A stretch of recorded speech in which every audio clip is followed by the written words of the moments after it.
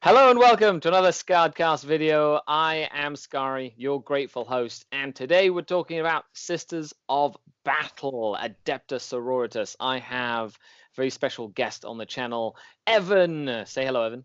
Hi, Evan. Ebon is all the way in Vancouver, so very, very far from me. He used to be down the road, and he recently moved over, and he has decided to take the Pious Sisters of Battle exclusively for his 2020 gaming season. So he has been reading up on the rules. He has some cool ideas and combos, and as a hobbyist and collector, as well as a competitive gamer, we will be talking about cool tactics, strategies, combos, and things that you might like to take note of when diving into the Sisters of Battle. So this video will break down all those things. We might go on a few tangents because we both love flamers and bolters. We will. Yep. And I hope you enjoy the video. So let's begin.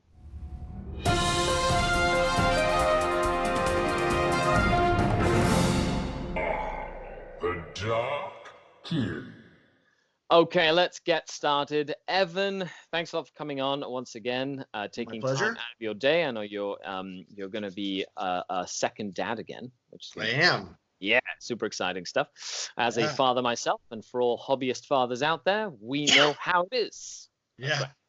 So let's go over, how long you've been playing the game. What attracted you to the Sisters of Battle specifically, and what other armies have you played in the past?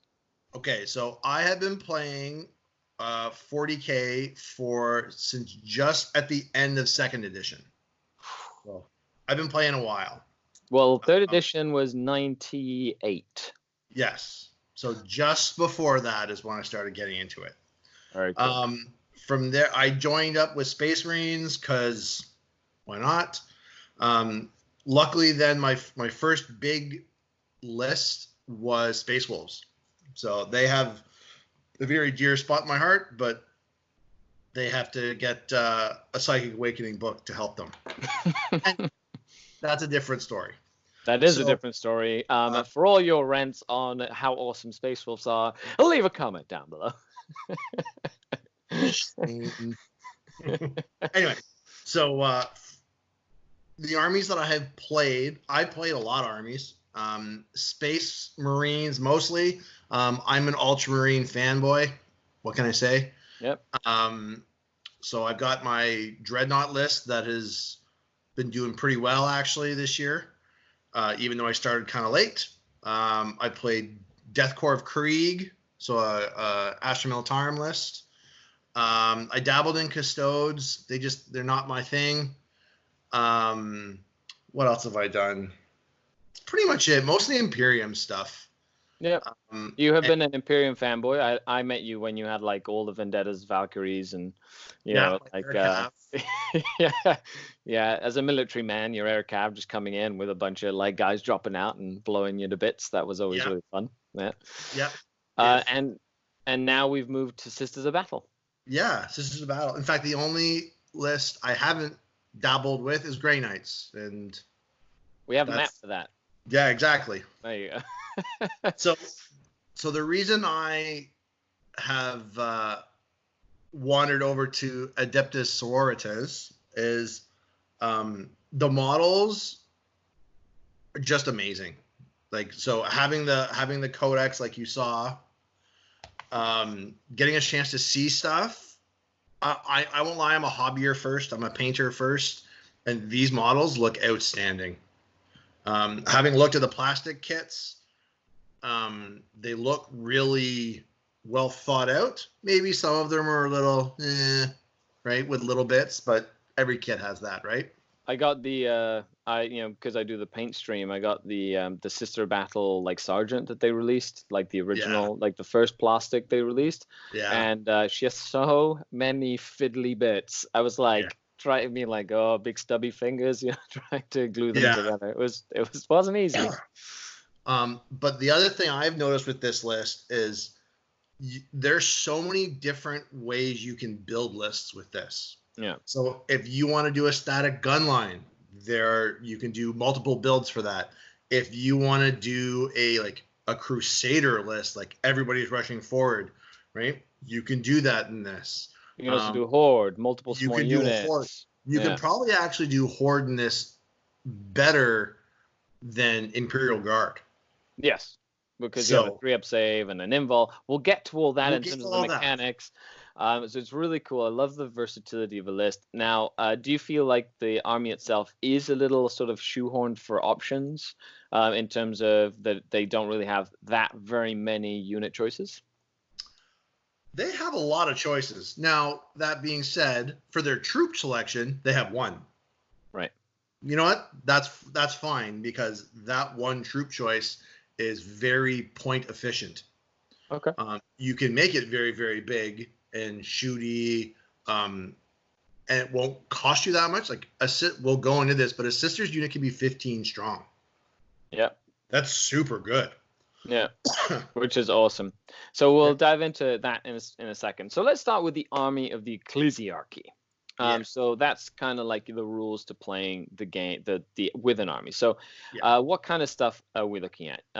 Same thing as most armies. We have a specific keyword, except for instead of a chapter keyword, you have an order. Order, yeah. Right. So Order of the Bloody Rose or whatever, or Order of our Martyred Lady, or whatever. We'll go through each order. Will give you specific rules, like a chapter, like a cabal, like a witch cult, that sort of thing. It's like an obsession. All those good things. Exactly. So one thing and one. Okay. Then we have the Sisterhood at War.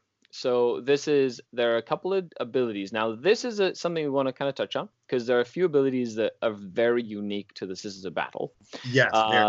We'll talk about Acts of Faith, especially, which is the thing that sort of has always been like an iconic part of playing a Sisters of Battle army, and all the way since I remember Sisters back in 3rd edition, where the Act of Faith was like automatically passing morale test, or rallying even though you couldn't rally, or just things like that, right? Now they've changed it. It's different. It's not the same as it was before. However, it is, all I've heard from people who've been playing Sisters are they love being like, oh, it's a miracle, as they put a 6 exactly where they need a 6, or a 1 or a 1. Yeah, exactly. Which I think is extremely powerful. Like I'm not going to get into the math of how powerful being able to dictate a dice roll is. And what's cool is if you bank a bunch of like faith points or faith dice, you can use all those dice for like a single roll, which is crazy. If you need it, so their rules. So we have order convictions. So that's their orders, right? Yeah. So if the army's battle force, if the whole detachment is the same order, they all get the roll. Right. So going into that, it's very important to know it's detachment, not army. Yeah. So you can have multiple detachments of different orders, and you still get all their bonuses. Yeah. Whereas Space Marines, if you take a Raven Guard, Successor, and an Imperial Fist, you lose a lot of their stuff. So you do. So you gain all the chapter tactics, except you lose out on doctrines. You lose out on their specific doctrine from their specific doctrine from their chapter supplement. Yes. So you don't get the uber good doctrine. Right. Yeah. But that being said, those I call them secondary doctrines. They're really good, but the lists aren't required. Like you don't require those to make Imperial Fist, Raven Guard, those types of lists decent. Yeah. Whereas with Sisters, you don't have to worry about that. So if you want to have, a horde battalion, for example, you choose one of the orders, and then you want, I want a heavy hitting another battalion. You can choose a different order that works better with that. Right, for different. So it's a really good mixing. It also plays very well into Imperium soup. So being able to take a detachment from different parts of the Imperial soup So you could have a detachment of Sisters, and it's self-contained and will work with its rules by itself. Yes. And then you could add in an Astra Militarum detachment that's also self-contained, and then add a third detachment of Grey Knights or something that's also self-contained, for example. Yeah. So, that's okay. I'm not saying that's the most competitive, but what I'm trying to say is that you can kind of mix and match easier with Sisters of Battle without having the whole, do I want to give up my cool Devastator Doctrine rule or whatever. Oh, so I have a feeling you'll start seeing, once the Sisters book is more mainstream, you'll start seeing Sisters put into Imperium soup lists with Guard, because they're also a pretty easy way to get a battalion. Yeah, cheap, and they're quite survivable, more so than like Guardsmen and things like that. So let's go over the actual order convictions. There are 6 order convictions. There are. Okay. And we'll kind of discuss them all. Page here. Yeah, okay. No okay. So the first one is probably the more the historical one, the one that everybody knows. It's the Our Martyred Lady. Yep. Right. So I'm gonna do the fluff, and you can go through the rules. Let's do this. Okay. So dedicated are the Sisters of the Order of Our Martyred Lady that nothing can keep them from fulfilling their emperor-given duty. When the fighting is fiercest and the casualties highest, these holy warriors fight with renewed conviction and purpose, inspired by their desire to avenge the deaths of their fallen. So very Black Templary, just in that description. So what does that give them? So the rule is you gain 1 miracle dice at the end of any phase other than the morale phase in which any unit with this conviction was destroyed. Also, this is in addition to any miracle dice gained at the end of the phase in which a character unit with the active faith ability was destroyed. In addition, when resolving an attack made by a model with this conviction, add 1 to the hit roll if 1 or more models from that model's unit has been destroyed in this battle, even if they have been subsequently returned to the battle. That's cool. So if you kill them, they gain lots of, and it's any unit with the conviction was destroyed. So even if somebody like a rhino dies, right? I'm pretty sure rhinos have the conviction, correct? Yep.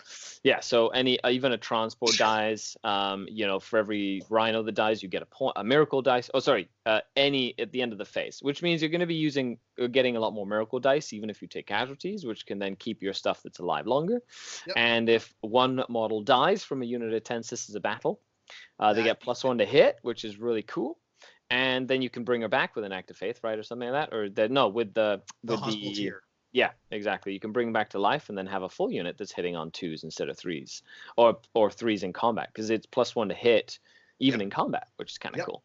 Okay, so that's Our Martyred Lady. Yeah, that's a really good order. If you want in a list, we can talk about this later on.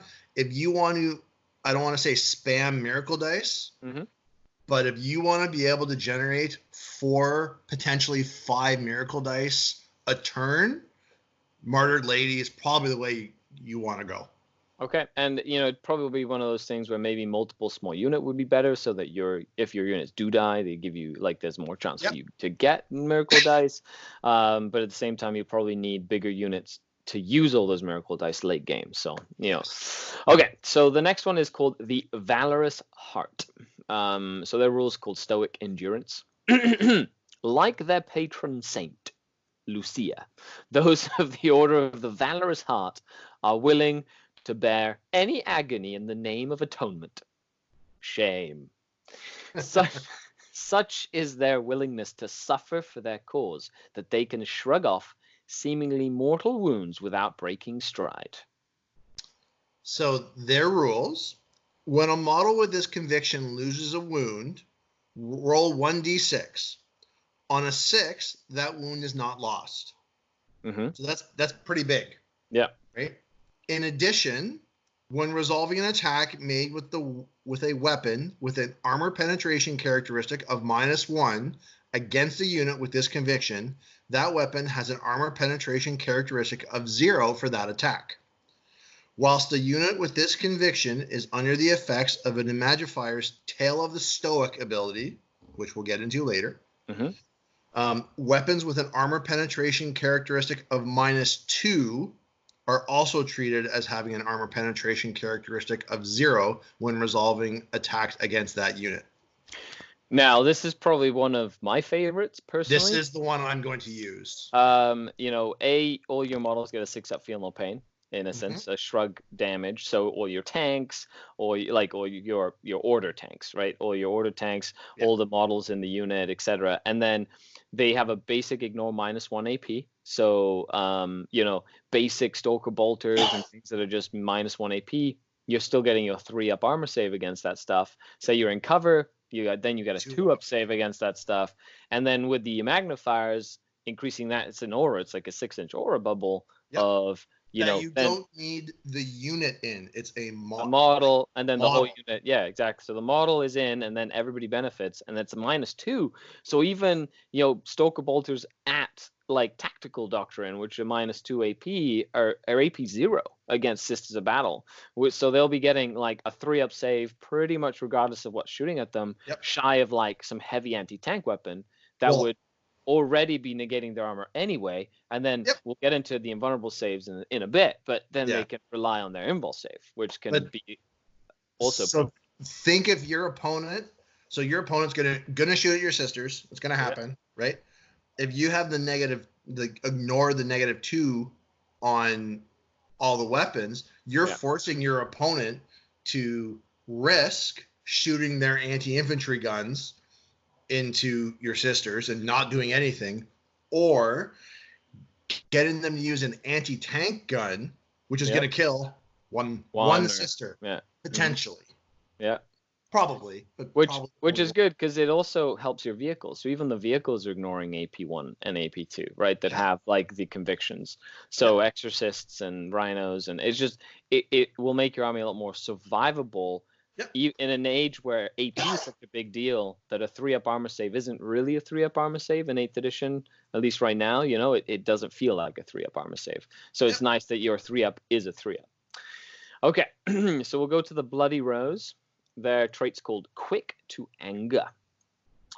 Once their battle fury is roused, none prosecute the wars of the Adeptus Ministorum with greater fervor than do those warriors who belong to the Order of the Bloody Rose.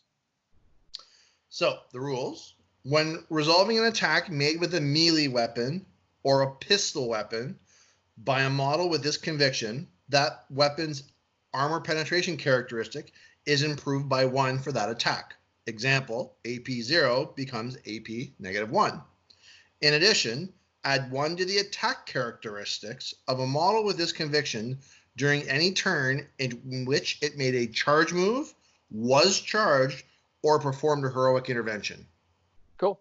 So if you want a Sister Battle army that has better pistols and gets a lot of attacks when you charge into close combat, this would be your go-to. Well, if you're using Seraphim, that is the order you want to use. Right.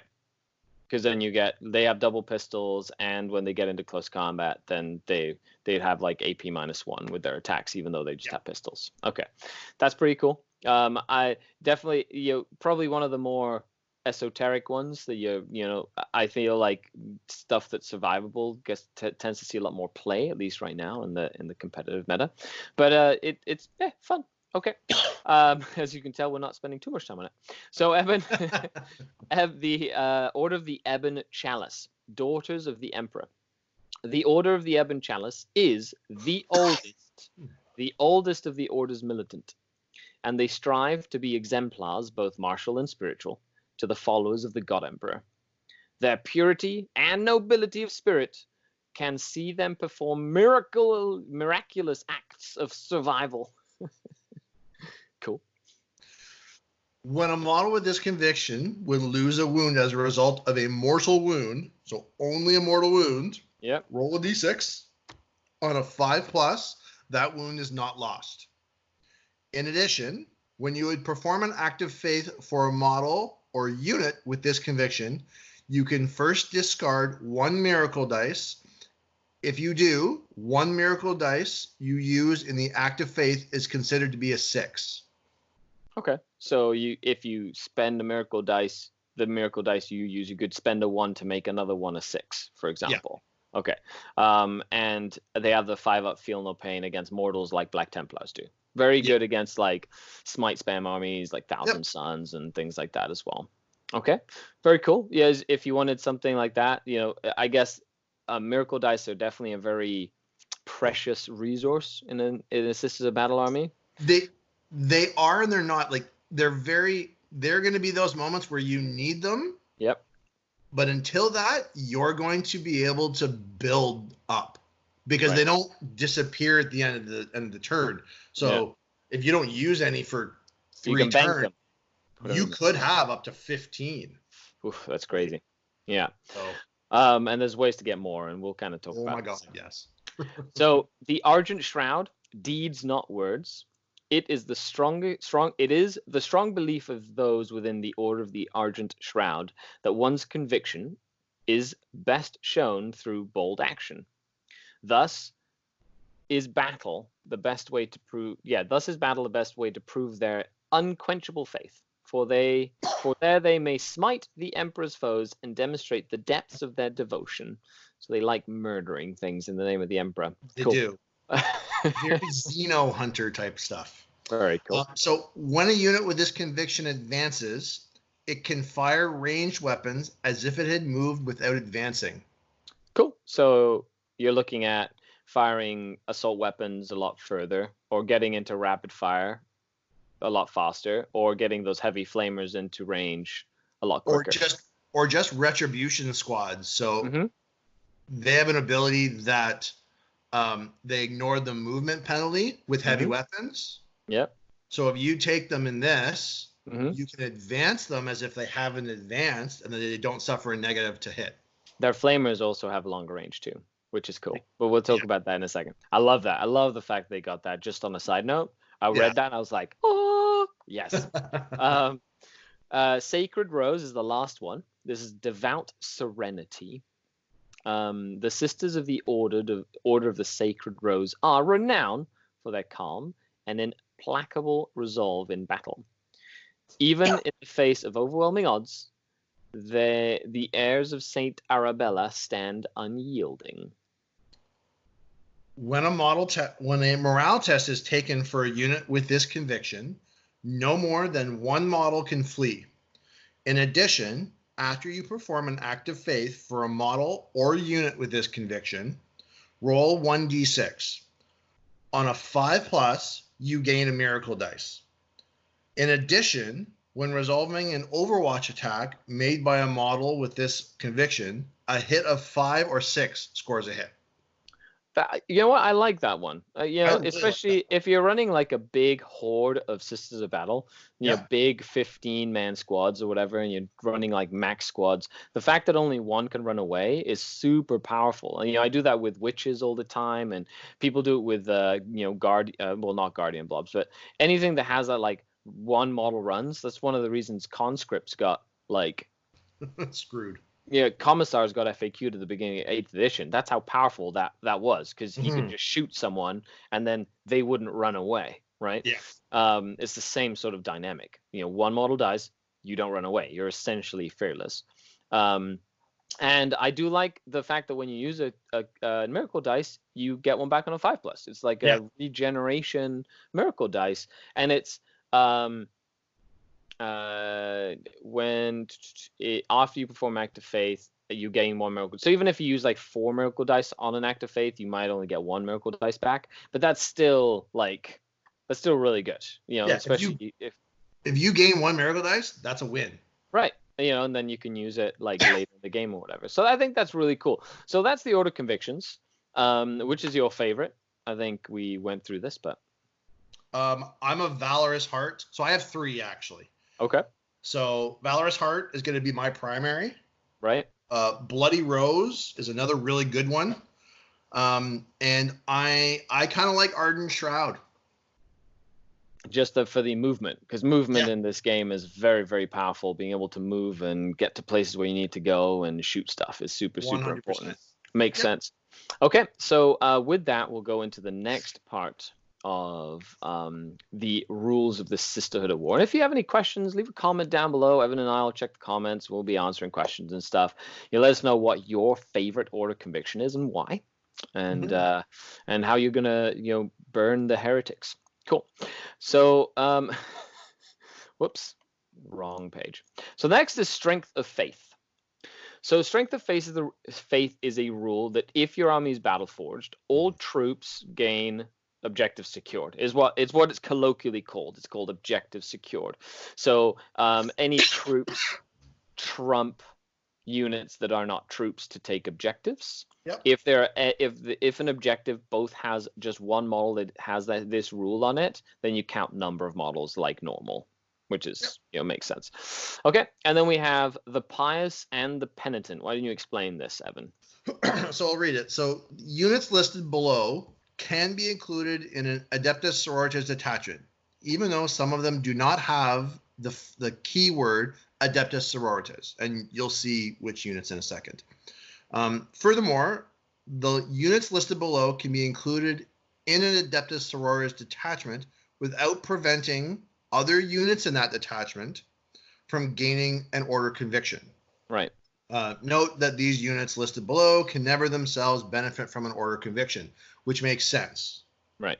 Okay. So your models are Celestine, her Gemini Superior, right? Hospitalier, the Dialogus, Mortifiers, which are a new unit.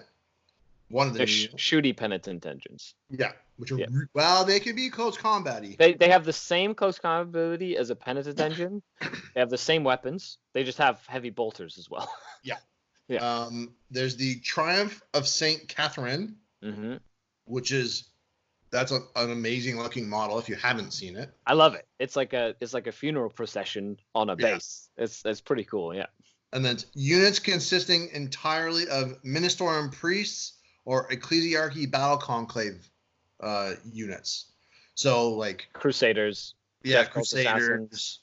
Those kind of things. Yeah, like Acroflagrants and So for the match play rules for these guys, if you're using a Battleforged army in match play, there's a rule that has to be incorporated. A detachment that does not include any Ministorum priests can only include one Ecclesiarch Battle Conclave unit. If you don't have priests. But you could have three different detachments with no priests with one Ecclesiarch battle unit in each detachment. Yeah. However, if you do take a priest, they don't take a force organization slot. But you can take as many as you want. You can take as many as you want. Okay. So that makes sense. I guess the rule of three. Rule of three would still proceed. Yeah. Don't crucify us, Internet. Okay. So the next thing we're going to talk about is sacred rites. Now, this is a really cool rule for your Sisters of Battle army, so the Adepta Sororitas. But this affects not only Adepta Sororitas, but also Adeptus Ministorum keywords. So it affects everything in all the units in your army that have this ability gain this special rule, and it's sort of like an army-wide warlord trait. I would call it, because you can either or a buff. It's like a buff, but it's army-wide buff. Think of canticles. Okay. Okay. There you go. That's a better analogy there. So it's that's essentially what they are. They're like faith canticles. Sure. Right. Yes. Or sacred rites. There you go. See? Thanks, Evan. I do what I can. So there's 6 of them, and you can roll randomly for 2 and get 2 bonuses, or you can pick 1. Right. I kind of like this new thing where Games Workshop is giving you the ability, if there's a chart, to either like roll for more and it be more random, or pick 1. I kind of like that. It makes the fact that if you pick 1, it's not an auto like I'm just gonna pick 1. Like you can, if you want to, you can roll for them. But you were gonna say. So the one thing to remember with these sacred rites is if you roll, you only get 1 roll. You can't roll like canticles every turn. Right. If you roll doubles, you only get 1. You can't re-roll the dice. Right. So there is that risk. 16% risk. Yeah. If you're getting into Math Hammer. Right. So like if you roll the same thing twice, it doesn't stack. You don't get to re-roll. It's just you get that one. So most of the time, there's a strat you can use, but we won't get there yet. Fair enough. However, if you are playing someone specifically in one of these rites, really helps your army against that specific army, like anti-psyker or anti-this or anti-that. Like, do yourself a favor and just pick that rite and just make sure you kind of understand what rite is best in what matchup for your army. And it'll give you like just a little bit of an edge in certain matchups, which is really important to keep. So let's go through these. I'll read them here and then you can go through their effects. Yep. So the first one is called Hand of the Emperor. The who? The Emperor. That's right. That's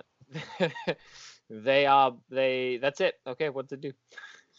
Well, the Sororitas are imbued with a boundless font of vigor. Fine, I'll read them from now on. Okay, there you go. I guess this is what I've been doing. Yeah. So when a unit with this sacred rite advances, add 1 to the advance roll. When you make a charge roll for this unit with this sacred rite, add 1 to the result. So +1 to charge. +1 +1 to advance. So already I'm seeing a combo here where you take the shooters if you have an advanced, right? And then have an extra +1 when you advance, gives you that extra inch of range. Because that extra inch is all it takes sometimes to get that weapon in range. And then +1 to charge could be really useful if you have lots of Seraphim or things that like are in transports or whatever that want to go and charge. And then you can like get in there a lot more reliably. There's a new unit, another new unit, the Zephyrim, which is the close combat Seraphim. Yep. They all have power swords, so that sacred rite, if you're going to run a lot of those, which I hope they get a new kit or at least a combo kit with Seraphim. Yeah. They could be pretty scary. I love that they reroll wounds, right? In close combat. Yes. The power swords reroll wounds, which is great. Like it offsets their strength 3, and being able to get them into combat where they want to be would be really important. So that sort of thing is super, super important to keep note. Okay, number 2, Spirit of the Martyr. Even with a dying act, Sororitas meets out the Emperor's judgment. When a model with this sacred rite is destroyed, roll 1d6 before removing the model from play. On a 5+, that model can either shoot one of its ranged weapons, as if it were the shooting phase, or make one attack with one of its melee weapons, as if it were the fight phase. If a model has a damage table, use the bottom row of that table when shooting with that ranged weapon, or resolving that attack with a melee weapon. Now, something I like about this, like this is not a new sort of dynamic. You've seen it with Harlequins. You've seen it with Banner, like the Space Marine Banner, where, if they die, they can shoot again or whatever. So but this is army wide. So it's like, and it's any Adepta Sororitas miniature. So did they kill your Exorcist on a 5+? Gets to shoot, right? I think that's pretty cool. Like if you're in a desperate situation where you're like, well, my whole army's going to die, I might as well do damage while I die. That could be the difference between. Hey, I just happen to have a miracle dice.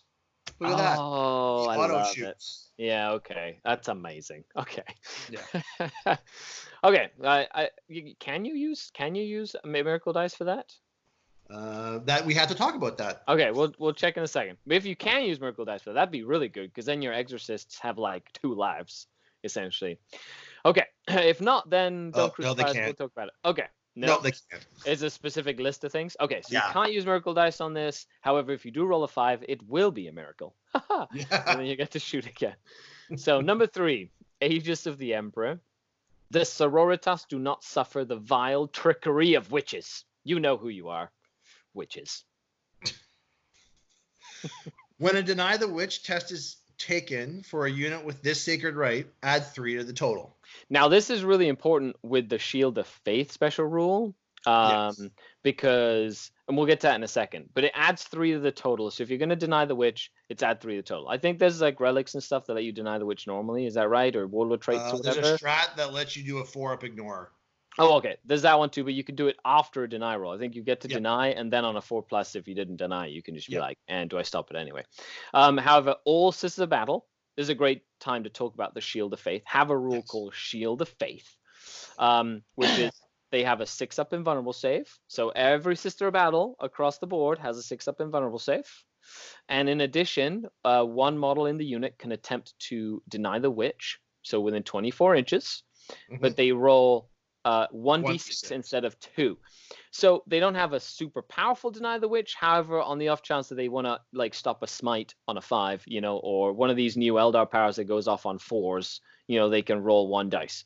However, adding 3 to the total means you're getting up to a 9, which can be very powerful.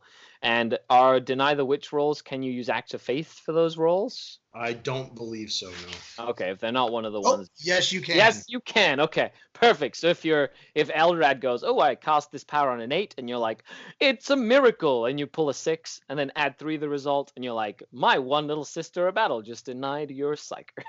I think that'd be really fun. Okay, so that's called Aegis of the Emperor. So yeah, I think you're gonna see that one. You're gonna see that one taken a lot, especially against Thousand Suns. Thousand Suns, or any sort of like chaos centric, or even Eldar that like rely a lot on like psychic powers going off. The sisters could just be like, and shut down. Your psychic powers are useless. Yep. Cool. Then we have Divine Guidance. Seeing the weak points in their enemy's armor, because they've got like supervision, the Sisters of Battle strike out and shatter it with contemptuous ease. When resolving an attack made with a ranged weapon by a model with this sacred rite, on an unmodified wound roll of a 6, the armor penetration characteristic of that weapon is improved by 1 for that attack. So AP 0 becomes AP -1. Oh, that's pretty cool. So 6s to wound. There's a lot of like warlord traits and relics that kind of do that same sort of thing. You know, Tau have one where they pick an enemy unit and any 6 like against that specific unit. But this is like army wide, so it's kind of cool. Think of a 15-man sister unit. Yeah, with bolters, you know, every 6 is like AP1. You know, can be kind of handy. You know, combined with some different things here and there. Probably one of the ones that if you have no idea what to take would be a very good all-rounder. You know, yep, to kind of, I would agree with that. Then we have number 5, the Passion. Watch the movie coming to theaters soon. The Sororitas are filled with a burning passion to inflict suffering upon the faithless. Oh, so they get like Dark Eldar up in this house. They're like, oh, suffering.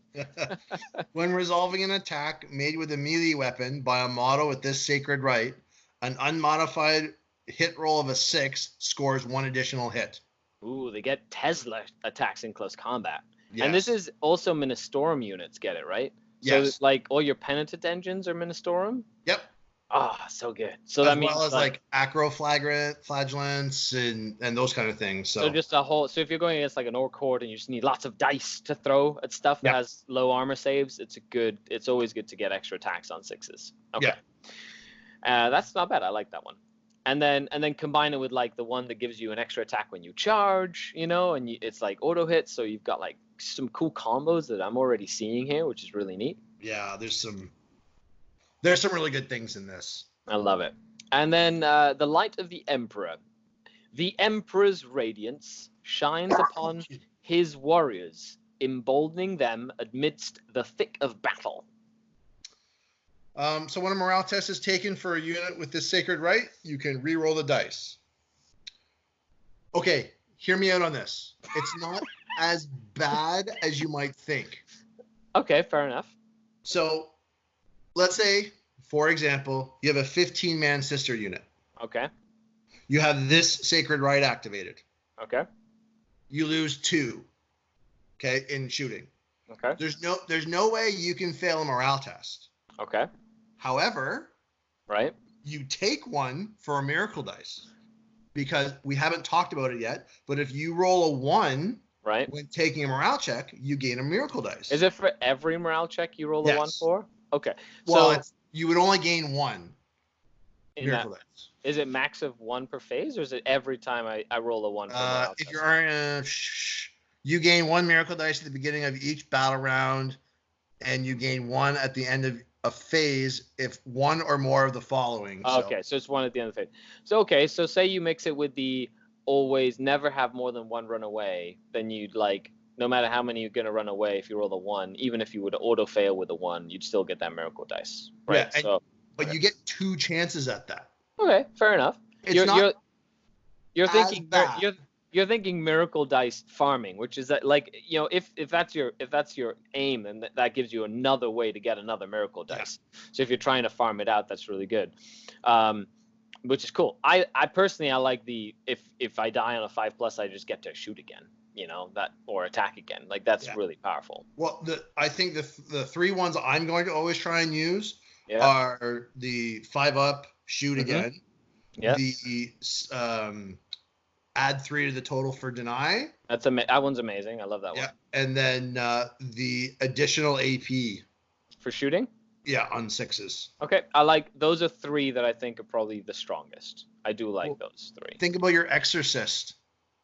Yes. On a 6, right? You get an additional AP. Like, they're already, I think they're AP -3 or something like that. Yeah, they're like melta guns that shoot at range or something. So it'd be extra. Now, we'll talk about the Exorcist in a bit, but I love what they did with the Exorcist. It's one of my favorite, like, updated rules. Yeah. Yeah. So that's Sacred Rites. What is the AP of the Exorcist? It's -2 on the anti-tank, or sorry, anti-infantry one. Yeah. And -3 on the anti-tank. Okay, fair enough. So those are called the Sacred Rites, like a canticle, which is kind of cool. Then we have Zealot, which is, so we went over Shield of Faith, right? Everybody is a Deny the Psyker on a 1 dice. And then Zealot is a rule that priests have a lot, right? These are some special rules that you get to see, like, on them. But Zealot is when resolving an attack made with a melee weapon by a model in this unit, you can reroll hit roll if they charged, were charged, or heroically intervened. So units can reroll hits. So, like, a priest gets that. Do Arcoflagellants have Zealot? No, I don't think so. I'll check, though. Cool. I just happen to have the book here. So that's pretty neat. They do. Nice. So Arcoflagellants can reroll misses when they go in close combat. Combine that with every 6 is an extra hit, and, you know, all this other cool stuff. And you're looking at the stratagem to auto attack 3 times or whatever. Like, they can go in and do, like, a lot of attacks, which is pretty cool. It's been worked out that a 10-man acro flagellant unit with spending 2 CP can do a minimum of 90 attacks. Oh, that's so good. Okay, we'll talk about all the drooling amazingness after. And now we go into some abilities. So the main ability of the Sister Battle, Acts of Faith. Miracle Dice. Miracle Dice and Acts of Faith. Yeah. So if your army contains at least 1 unit with this ability, you can perform 1 act of faith in each phase. To do so, you will use Miracle Dice. So even if your army has 1 unit, just 1 unit with this, you get access to Miracle Dice. And then that unit that has the Act of Faith can use the Miracle Dice for it. And it says gaining Miracle Dice. How do you get one? So you gain a Miracle Dice, as I said earlier, at the beginning of each battle round, and you gain one at the end of every phase if 1 or more of the following conditions are met. So there's Vengeance. A unit from your army with the Act of Faith ability destroys an enemy unit. So in any phase that a unit from your army with the Act of Faith destroys an enemy unit, you get 1 at the end of the phase. So the battle round starts, you get 1 automatic dice. Okay? Yes. Cool. And then say in your movement phase, you don't kill anybody, or you can, because the Seraphim can drop down in the movement phase and pistol you, right? So say your Seraphim come down and shoot with pistols after they drop or whatever, right? They can do that. Okay, that's then a stratagem. Cool, it's a stratagem. So you get an Act of Faith at the end of the movement phase. You get a Miracle Dice, and then you could shoot something to death and get, or I don't think you have Psychic stuff, right? No. No, okay. So nothing in the Psychic phase. However, you could do it in the shooting phase and then in the fight phase. Yeah. And then that's kind of neat. And then the morale phase, right? Would that be? I guess I don't think it doesn't work in the morale phase because you can't. It would only be if you roll a 1 on a morale. So if you had took damage in the combat and you rolled a 1 for morale, then you get 1 in the morale phase. So so naturally you can get quite a few Miracle Dice over the course of a battle round in both your opponent's turn and your turn. Yeah. It's kind of cool. All right. So sacrifice. A character unit from your army with the Act of Faith ability is destroyed. So martyrdom is like a carryover from if you're a battle player from way back in the day. Yep. Purity. A psychic power is resisted by a unit from your army with the Acts of Faith ability without performing an act of faith to do so. So you can't use a miracle dice to gain a miracle dice. And that's, I think, a pretty common theme is you cannot use miracle dice to gain miracle dice. I'm pretty sure that's how that works. Yeah, it's a good ability. However, that's pretty cool because it means in your opponent's psychic phase, you deny the witch or something, you know. Yep. That's a miracle dice. So you say your opponent goes first, you know, they move start of the battle round, you get a miracle dice, they're moving phase, nothing happens. Their psychic phase, you deny the witch on something, you get a miracle dice, you know, then they shoot you or whatever, and if you lose a unit and you're a martyred lady, then you get one in their shooting phase as well. You know, so there's lots of ways to get miracle dice. It's very easy to start miracle dice farming. Right. I kind of like it because it's a core mechanic of their army, which is really neat. Okay, and then we go into the last one is Valor. Mm-hmm. You roll an unmodified 1 for a morale test taken for a unit with the Acts of Faith ability without performing an act of faith to do so. Perfect. So that's a theme that you will see across the whole thing. You will. So when you gain a miracle dice, you roll a d6. The number you roll is the value of that miracle dice, and you keep it like a bank. So you roll a 4, that miracle dice is a 4. You roll a 3, that miracle dice is a 3. This value cannot be changed unless a rule states otherwise. Which there are a number of them. Right, where you can adjust the value of the dice. Or re-roll it as well. I think there's one that lets you re-roll it. Yep, that's a unit. Right. Keep your miracle dice to one side. This is your miracle dice pool. So yes, you get a little bit extra paperwork to keep throughout the course of the game. You know, maybe you want to keep it on a piece of paper instead of like actually physically keeping dice that might get mixed in with other dice, or have very distinct dice that you're going to use for your miracle dice, because GW's miracle dice are just white dice. Apparently there was a problem with. Actually, it's very similar to that. Yeah. They had a problem with the manufacturer because they were supposed to be special dice. Yeah. But they couldn't get them done in time, so they put just good old GW white dice. Yeah. Okay, so now we go into performing an act of faith. So how does this work, Evan? So before making a dice roll, for a model or unit from your army with the Act of Faith ability, you can choose to use one or more of the dice from your miracle dice pool instead. For each individual dice that is being rolled as part of the dice roll, you can select one miracle dice from your miracle dice pool to be substituted in place of that dice. The dice that is being substituted for is not rolled, and instead the value of the chosen miracle dice is used as if it had been rolled. So once all miracle dice substitutions have been made, remove the chosen miracle dice from your miracle dice pool and roll any remaining substituted dice. Unsubstituted dice, yeah. Unsubstituted dice that are part of the dice roll. So that's a lot. It's a lot, but in essence, say I'm shooting 3 meltaguns. Yep. And I need 4s to hit. And I have a 4, a 5, and a 6 and a 2. Or in my miracle dice pool, I have a 4. I rolled a 4, a 5, and a 2.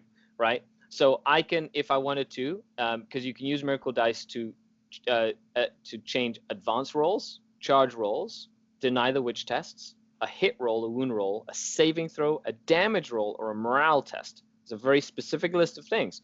Yes. So I could take. So even if I had 3 meltaguns, I could substitute 2 of my hit rolls with the 4 and the 5. So I'm going to get 2 automatic hits, and then I would roll the third one, because if I can't use really the 2, the miracle dice number 2, because it wouldn't hit anywhere. No. Right. So unless I want to miss, then I could actually physically miss for some reason. If I say I'm overcharging my can you do it for Overwatch? Oh, you can't. No. Oh, no, the hit roll. Yeah, it's just a hit roll. Yeah, you can do it with Overwatch. So if I wanted my plasma pistol person to die so that I can't get charged, I could automatically overcharge and pick a 1 and have my model die so that I get another. So that you could. So I could deny a charge, for example. That'd be kind of cool. I've had it happen to me before. Now the only problem with that is plasma, not a big thing in Sisters. Yeah, it's true, but you still have plasma pistols. They're everywhere. Well, that's true. This is a very esoteric, like, gaming thing that I'm going through in my head. Needless to say, you can use miracle dice to do good or to do evil. Oh, no. Yeah. However, you could use the miracle dice that you have, the 4, the 5.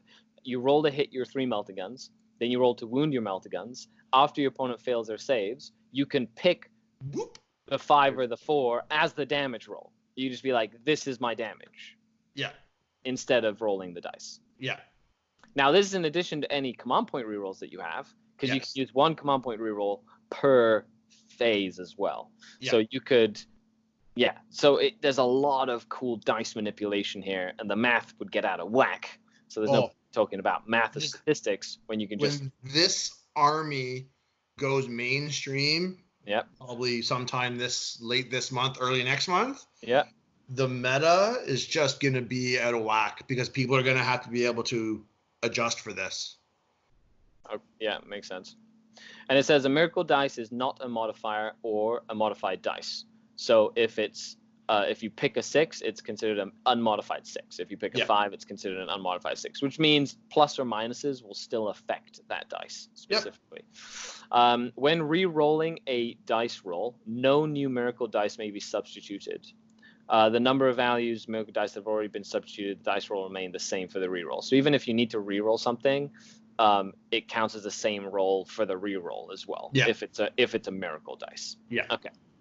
Okay, that makes sense. So that is the miracle dice, which is like a huge part of the Sisters battle. Let us know what you think down below in the comments. If you fought against it, if you find it to be awesome, if you think it's going to be more frustrating than anything, just let us know. Because I know personally that anything that takes the math out of the equation is the guesswork. Incredibly powerful. Like just to take it out of the equation. So powerful. So definitely something to keep in mind. Okay, so now we'll just dive into like the unit choices and whatnot as well. Okay. Let me just find it. Let's go over a couple of the special characters real quick. We'll kind of go over what order they are to kind of remind ourselves like what their special rule is if they have an order, and then we'll kind of go through some of their special rules, maybe 1 or 2 combos that they kind of like fit in really nicely, and then we'll spend most of our time probably talking about. So we'll go through each unit. So stick around, and then we'll go through all the stratagems and like kind of talk more about the stratagem stuff. So let's go to Junith. She's the only special character that is locked to an order. Okay, so which order? Which order is she part of? The Martyred Lady. Okay, and she's like their chapter master kind of thing. Okay, so who is she? What does she do? How does it how does she fit in? So she is. I don't know if anyone's seen her, but she is riding on this big. I don't know what you'd call it. I want to call it like a chariot kind of thing. With a whole lot of heavy flamers on the bottom. Which is the coolest thing ever, by the way. It actually is. Just saying. So she has, the basic rules: Acts of Faith, Sacred Rites, Shield of Faith. So remember, Shield of Faith is a 6-up invulnerable save. Just remember that. Yeah. So she has a 4-up invulnerable save because she has a Rosarius, just like a chaplain. Okay. So her 1 rule is Fiery Convictions. Reroll hit rolls of 1 and wound rolls of 1 for attacks made by models in a friendly Order of our Martyred Lady units while they're within 6 inches of this model. So she's a captain and a lieutenant, all in one. And remember, if a Martyred Lady unit loses 1 model, they get +1 to hit, which means that they're normally hitting with bolters on 3s, right? Because Sisters of Battle normally hit on 3s and shooting. They lose a model, they're hitting on 2s, and then she's there to help them reroll 1s. Exactly. That's cool. She's got the Pulpit of St. Holine's Basilica. The invulnerable save of friendly Adepta Sororitas infantry models received from the Shield of Faith ability is improved by 1 to a maximum of 4+ while they're within 6 inches. This ability is not order locked. Yeah, so it affects any Sisters of Battle from any order, at least right now, because it's any Adepta Sororitas infantry, not Order of our Martyred Lady, which is really cool. And she's a character that's 7 wounds, so she can only be targeted by snipers. Yep. And she does explode. So on one a mortal 6, wound within 3 inches. yeah. But I mean, still, it could hurt.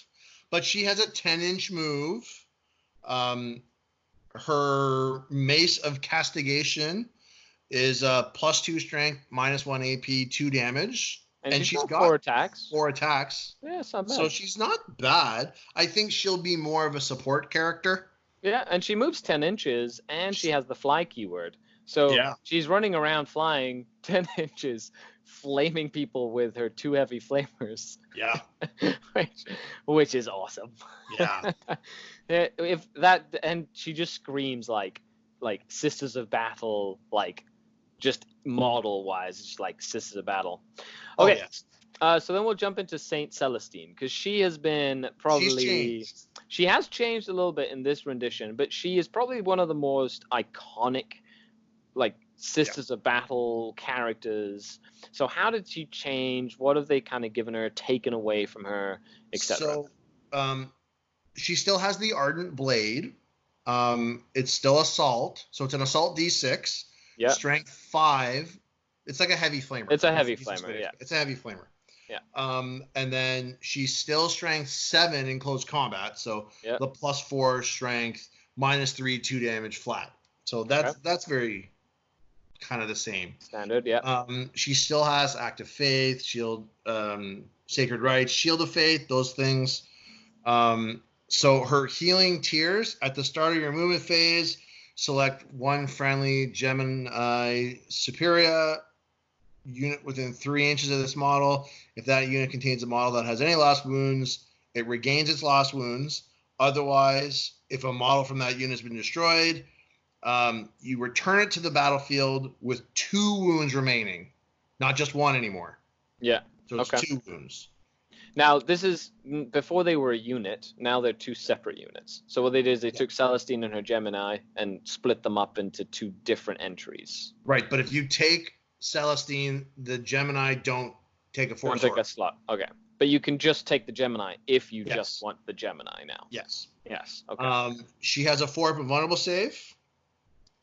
Invulnerable saves for friendly Sisters infantry models is improved by 1 to within 6 inches. It is improved by 2 instead if it's for the Germain Superior unit to a maximum of 4+. In addition, models in friendly models in friendly Adeptus Ministrotum and Astra Militarum units have a 6-up invulnerable save while they're within 6 inches of her. So gives a 6-up invul to Astra Militarum tanks and infantry and all the Arcoflagellants and all the Penitent engines and everything. They basically get Shield of Faith, and she improves the Shield of Faith by 1, but her bodyguards get +2. So if you're taking the Pulpit Lady with the Order of Our Martyr Lady, gives +1 to the Act of Faith, and then you can take Saint Celestine that gives you a +1 to the Act of Faith. That's one way to give everybody within 6 inches a 4-up invulnerable save. Yeah. That's really cool. The last thing with her is, so I believe this has changed from the last edition. Yeah. Miraculous Intervention. The first time this model is destroyed, roll a d6. On a 2-up, she returns with all of its remaining wounds as close as possible to where she was before. That's what they did in the White Dwarf. They had changed that already. She had to be like close before you kind of pick her up and bring her back, like put her wherever you want. And I believe coming back with all 6 wounds might be new. It might have just been D6 wounds last time. I'm not sure. Yeah. I don't know, but she comes back to life at least once per game on a 2+, which is kind of cool. Which is scary, actually. She moves 12 inches. She flies. You know, she's a 6 wounded character and has a 2-up and a 2-up and a 4-up. Right, so she's hard to take down, and she's just annoying. She can go back and she usually murders all the like backfield objective holders and things that you leave unsupported, and she works really well, kind of keeping all your Sisters of Battle alive because they get really good invulnerable saves when they're around her as well. Yeah.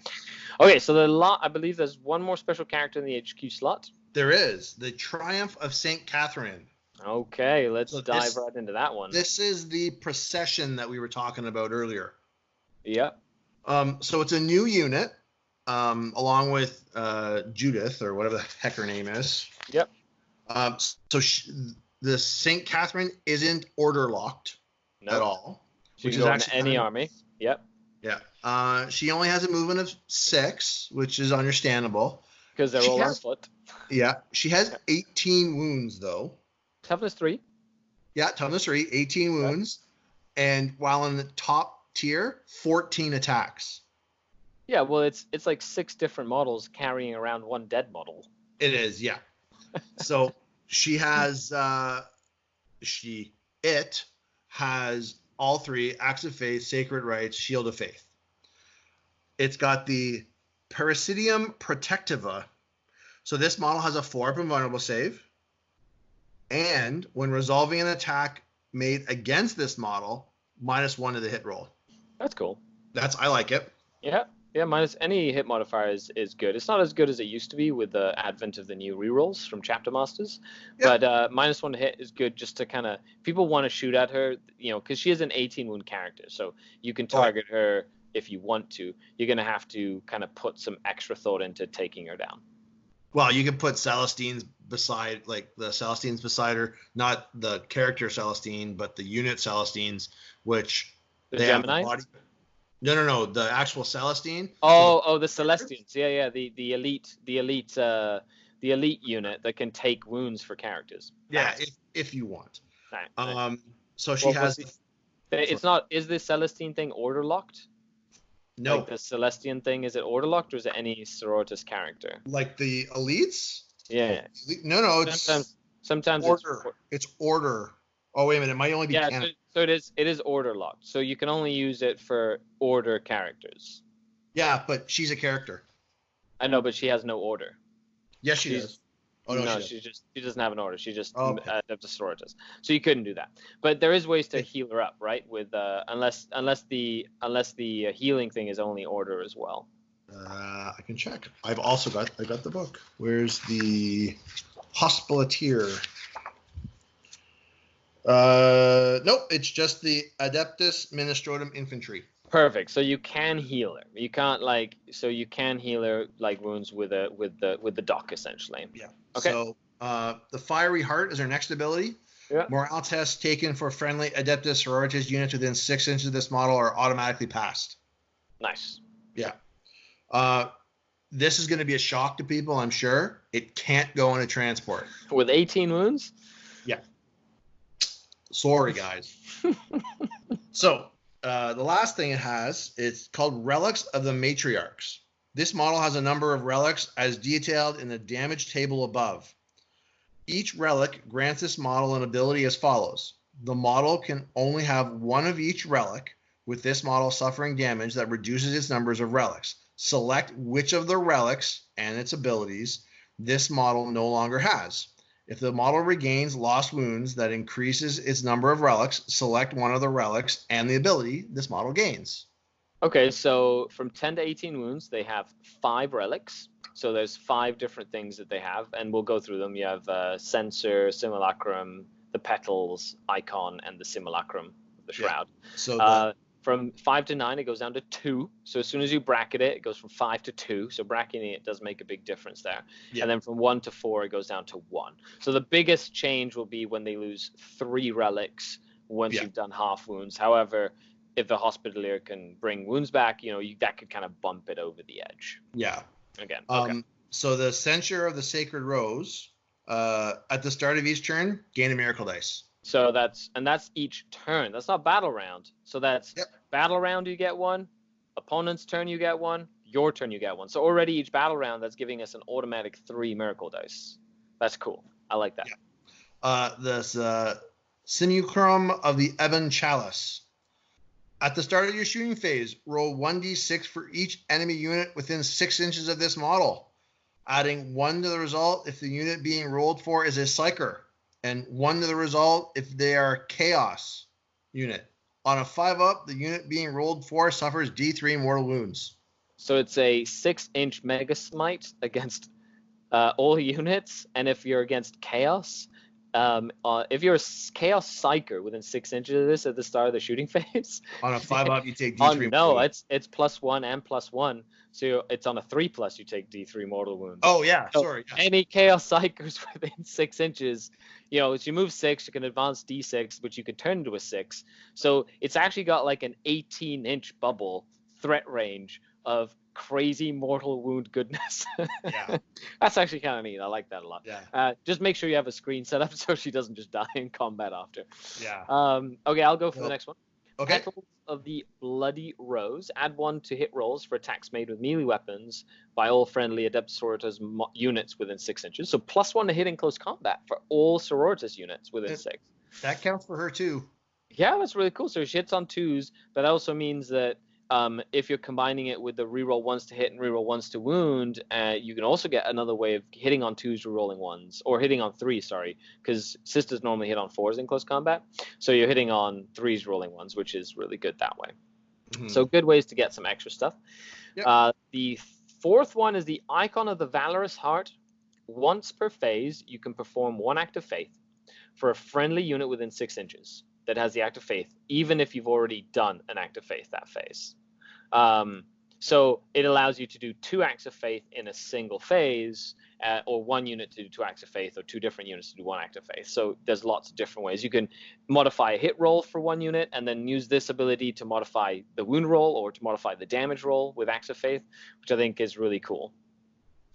And what's the last one there? It's the simulacrum. I don't know what that word is. So the simulacrum. Yeah, of the Argent Shroud. If you notice, each one of these relics is an order. Yes. When you perform an act of faith for a friendly unit, whilst it is within 6 inches of this model, you can increase or decrease the value of 1 miracle dice used by 1 before you use it, to a maximum of 6 and to a minimum of 1.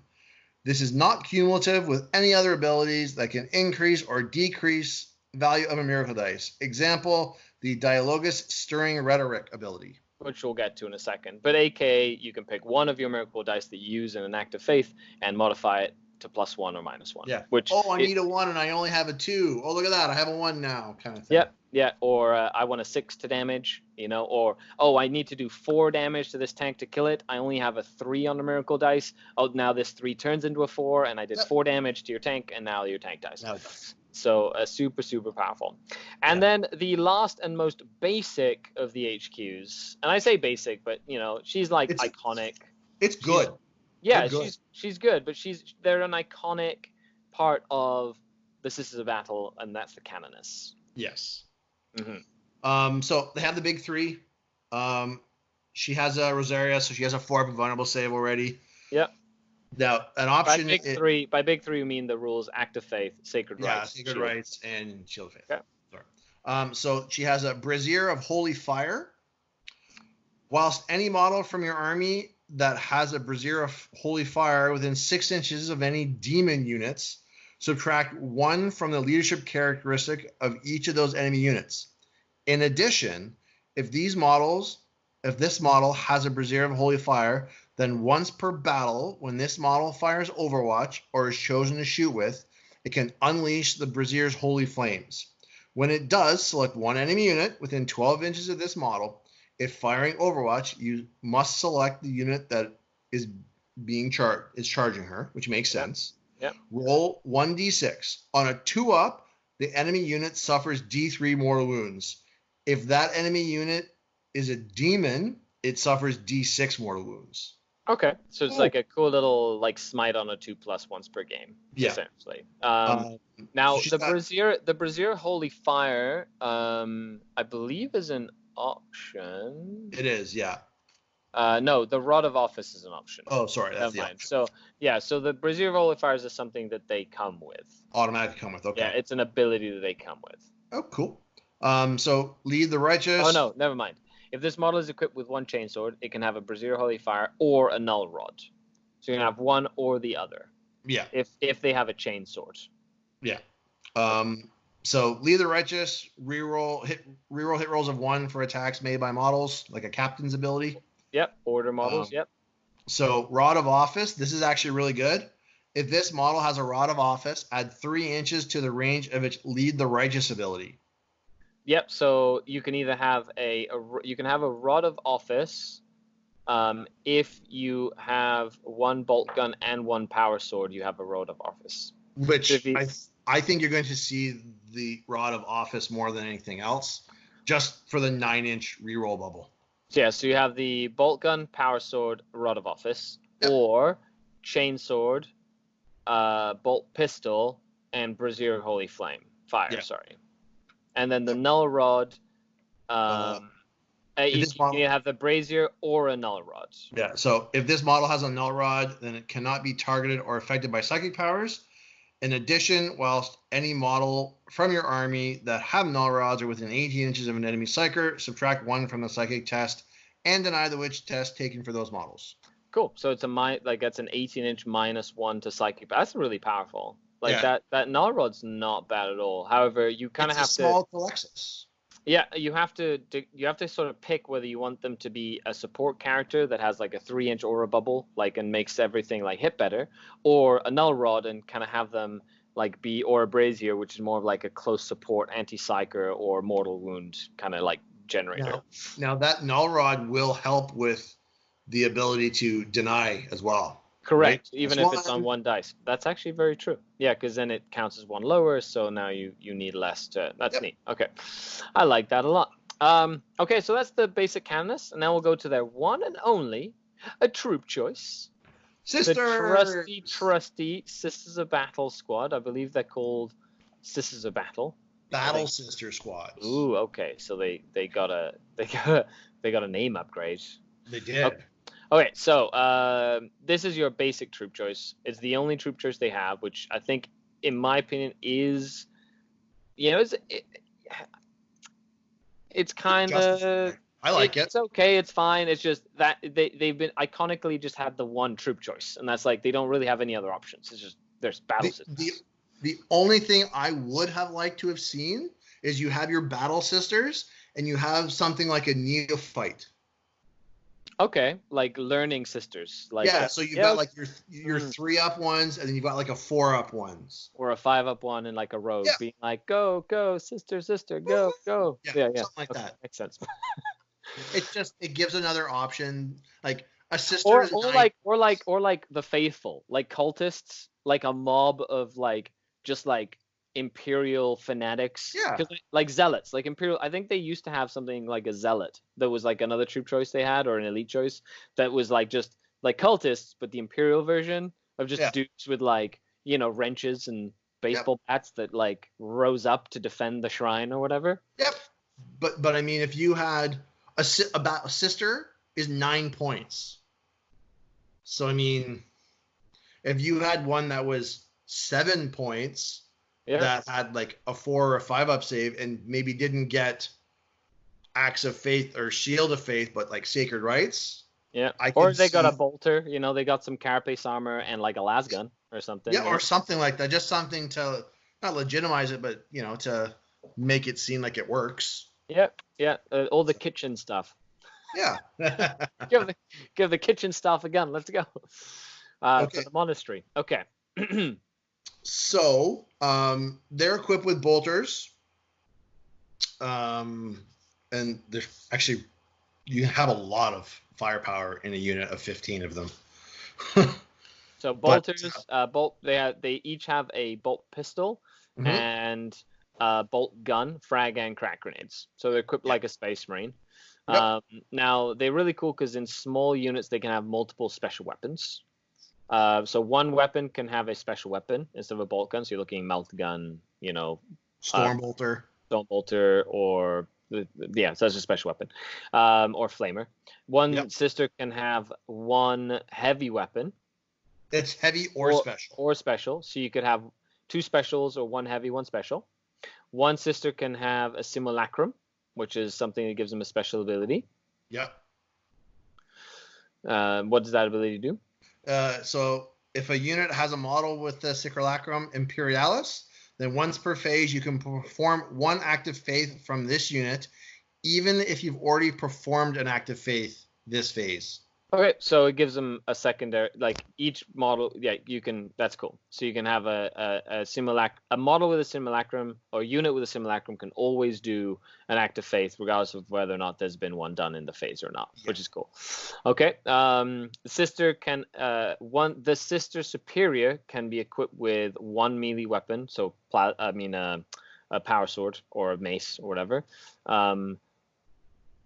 Or can be equipped with one melee weapon instead of one bolt gun. So you can either take a melee weapon or change their bolt gun for a melee weapon. Okay, fair enough. Yeah, okay. Cool. Yeah, why not keep the bolt gun? Sister Superior can be equipped with one ranged weapon instead of one bolt gun. So I'm assuming like a combi weapon, combi plasma, combi, or can have one pistol instead of one bolt pistol. So plasma pistol. I don't think you're going to see that often. I agree. Unit can have access to an Incenser Cherub, which is like a little upgrade that most sister squads can buy now. Yep.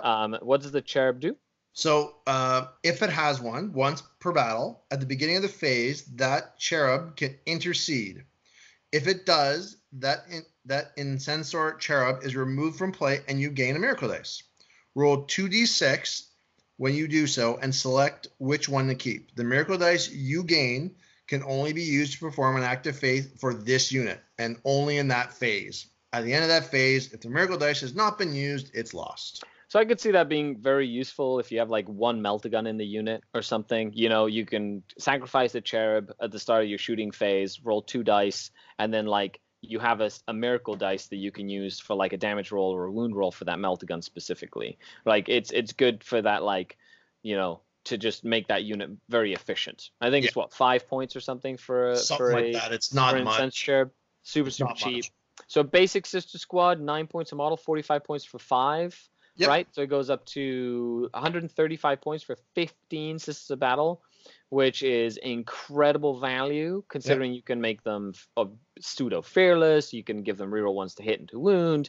You can give them access to some cool special weapons and have access to Miracle Dice as well, which is awesome. They're only power level 4 as well, and they go up to power level 6 at 10. So you can have 10 of them, and then they can't be marked for death.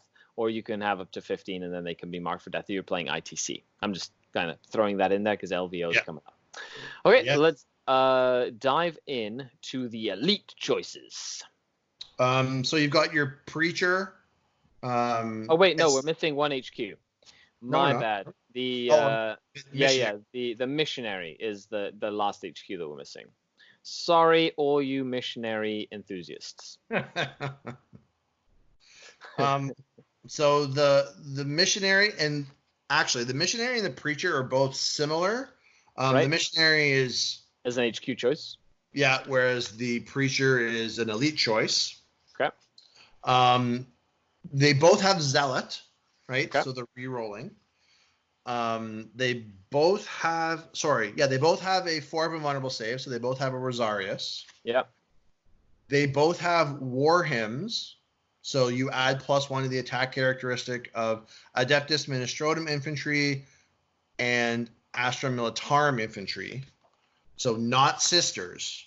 Okay, so it doesn't give the Sisters +1 attack, but it'll give the Penitent Engines or the... not the Penitent Engines, because the Penitent Engines are not infantry. But the Flagellants would get an extra 1. Right. Are the Death Cult Assassins Adeptus Ministorum as well? I think so, yes. And things like Crusaders as well get +1 attack. So Crusaders, things like that you could use for sure. Okay. Yep, they sure are.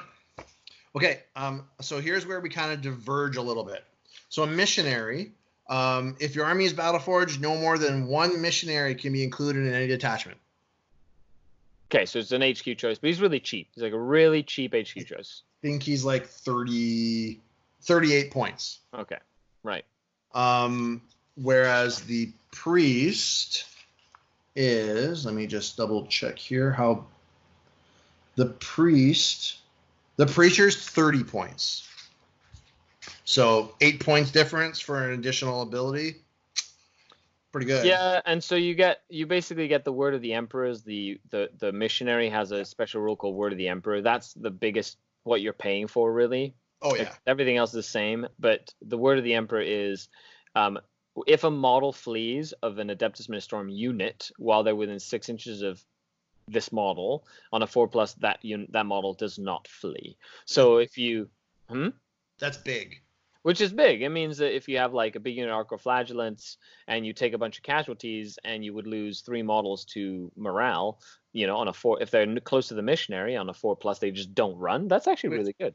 Which you're going to be because you get the +1 to attack. Correct. So you're going to be close by anyway. So it means that you're saving command points, so you don't have to spend them on morale or things like that, because a lot of the Adeptus Ministorum stuff doesn't have Acts of Faith, so you can't use the faith points to keep them around. Yeah. However, you can use this sort of ability to just keep them around longer, which is kind of cool. Yeah. So a difference from the Missionary to the Preacher. The Preacher has an icon of the ecclesiarchy. Yeah. While the Preacher unit from your armies within 6 inches of any chaos units, subtract 1 from leadership characteristics of those units. Nice, because he's preaching. Yeah. Gotta love it. That would, that's not bad considering like Chaos Knights, for example, have the Chaos keyword, like the Chaos Knights, and so a lot of times people will run the character knight that gets all the cool abilities or whatever. Yep. What's it called? The guys. What? Sorry. The Tyrant.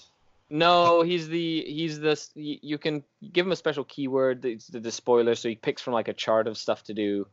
It's like right on the edge of my tongue right now. Yeah, it's He's not. Leave a comment down below. Yeah, you know exactly what we're talking about, and you're yelling at the screen while we're discussing this. But they have to pass a leadership test at the start of the turn to not get affected by the bad stuff. So if you have this guy nearby, it's a long way of saying there's lots of different options for them. Yeah. Okay, very cool. The next elite choice. Because we talked about the Preacher, so we're gonna that guy because we already talked about him. So the Gemini. Yep. Pretty much the same as they used to. They used to be. Yeah. Power sword, jump pack. If Celestine's in the detachment, they don't take up a 4-sword chart. They're also characters. They are also characters still. So they're a unit of characters, which means you cannot shoot them unless they're the closest unit, which is really good. But they basically have a power sword, and when a friendly Celestine model would lose any wounds, they can take wounds for Celestine. But they're a cheap elite, decent amount of attacks, fast moving. They can kind of run in and just be annoying as like a little bit of a counter punch. But being only 2 models, you can only have 1 unit in your army. However, they are relatively cheap. Is that right? Or are they like 25 they're points? 20 points each. All right, so 40 points for an elite slot that jumps around and murders stuff with power swords. Not terrible. But if you also have Celestine in your army, you're bringing 1 back every turn. Correct. That's if they're getting shot. But yes. If they're getting shot, yeah. Yes, 100%. Okay, on to the next one. So that hasn't really changed too much. Nope. So there's your Repentia Superior. Right, so that's the character. Repentias are the ones with the giant eviscerators that run around. This is the Whip Lady. This is the Whip Lady that whips them into shape. Yeah. So Scourge of the Penitent. If your army is Battleforged, this model does not take up a slot in the detachment if it includes any Sisters Repentia units. Okay. But is it in the detachment or in the army? If your army is Battleforged. Okay, so for example, you can have a 1 detachment that has your Repentia Sisters to take up a slot, and then have a separate detachment that has a Superior in it, so you can fill out 2 different detachments. As long as they're the same order, her auras will affect. So there's ways around these restrictions. Yep. So her other ability is Driven Onwards. You can reroll advance rolls and charge rolls made for friendly order Sisters Repentia units while they're within 6 inches of this model. You can reroll wound rolls of 1 for attacks made with melee weapons by models in a friendly order Sisters Repentia unit while they're within 6 inches. Reroll charges, reroll advances, and reroll ones to hit. Amazing. Is there an advance and charge rule for the Sisters Repentia? Is there a stratagem for them? If there is, then that would actually be so. Unless there's a strat, but I don't believe so. Sisters Repentia also have, so talking about Sisters Repentia, you start with 4 of them. You can have up to 5 additional ones, so it can go up to a 9-man unit, or 9-lady unit. And they have martyrdom as a rule. Normally only characters have that rule, but they have that rule. So if they die, you gain a miracle dice. Yeah, the unit, not just a model. Yeah, so if the unit dies, so you could run a bunch of 4-man squads and just sacrifice them to get miracle dice, for example. Yep. Now, and they also have a 5-up Feel No Pain. That's cool. Yep. So 5-up Feel No Pain. They do have a 7-up armor save, so no armor. But they have 5-up Feel No Pain. However, they can go in like rhinos and stuff, so you can kind of keep them alive until you run out. They do have an Eviscerator, so they're hitting at strength 6, 2 damage, -3 AP. They are -1 to be hit. But if you have stuff nearby, like the +1 to hit from being next to the procession, for example, then that offsets the -1 to hit. And then if you take them as Martyred Lady and they've lost the model, then they get another +1 to hit in close combat. So then they're hitting on 2s, which is really cool. And they're strength 6, -3, 2 damage. So yeah, they just don't have a save. So if you're going to use them, kind of like keep them hidden and then unleash them, and then they're all going to die at some point anyway. I'm favoring acroflagellants as opposed to sisters. Only because the sisters deal a little bit more damage per hit. Yeah. But the acroflagellants just have way more. A lot of attacks. Okay, so what's the next elite? The Celestine squad. Celestine, the Celestine squad, yeah. Celestine squad. They're the elite bodyguards. The bodyguards. The bodyguards, yeah. I don't think much has changed about them. You can reroll hit rolls for attacks made by models in this unit if they're within 6 inches of a friendly order canoness. That's kind of changed. So they just reroll all hits instead of ones. Yeah. Right. And not failed hits, just hits. Oh, cool. They get more special weapons, so they can be a squad of they're a squad of up to 10, right? Yeah, so they're a squad of up to 10. They can take a lot more special weapons. That's the Dominion squads. Oh, that's another elite choice too. No, that's a fast attack choice. Right. So the Celestine, they just have like they work very well near order characters. Yeah. Okay. Canoness makes them better. Simulacrum, they can also take the Incenser Cherub. Yeah. And they hit on combat. They hit on 3s, and they have 2 base attacks instead of 1 base attack. Yeah. And their sergeant has 3 base. And they have 1 more leadership. So they're like a Sisters of Battle squad, but they are max at 10. They're like a veteran squad essentially. Yeah. Cool. That can be hand wounds off or whatever. Yeah. Okay. What's next? It's the Seraphim squad. So the new close combat squad. Yeah. So they have jump packs, so they can move 12 inches. They hit on 3s in close combat, which is really nice. Yeah. They're pretty much a sister the rest of the way, with the exception of their attacks. They have 2 attacks base. The sergeant has 3 attacks, with 1 higher leadership.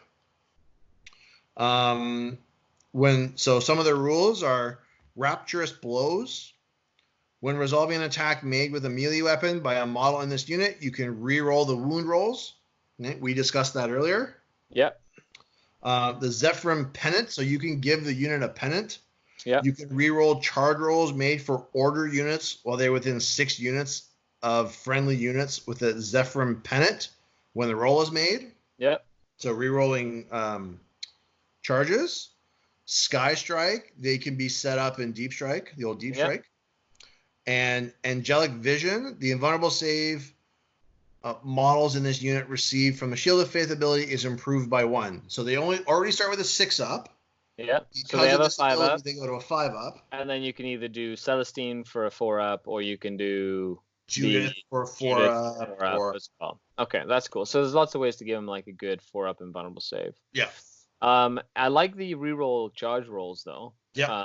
Because it helped things like the penitent, the eviscerate. Well, they would already get it from the lady that's nearby, but other Seraphim units coming in from reserve, or another, other units that are deep striking, that sort of thing. Celestine. So they're Yeah, that's true. Any Adeptus, no, it's any order unit, so it couldn't. Oh, that's wouldn't right. work She's not an for- order unit. Yeah, but it would work for something of their same order. Yeah. Then we've got some of their main characters, which we'll dive into in a second. We continue our Sisters of Battle coverage with the next of the elite choices. I'm so excited about this Sisters Battle. I actually went to an RTT this weekend after this break. You saw the editing break. Boom, I'm back. Evan's back. But to you, it was just like 2 seconds. And there was this guy playing a full Sisters of Battle army, and that was really fun to see, actually. He had lots of exorcists and lots of models on foot. It was just all foot troops. It was pretty crazy. Planning, Yeah, so. you had Celestine probably going for the 4-up invul and the -2 AP for every ignore -2 AP for the entire army.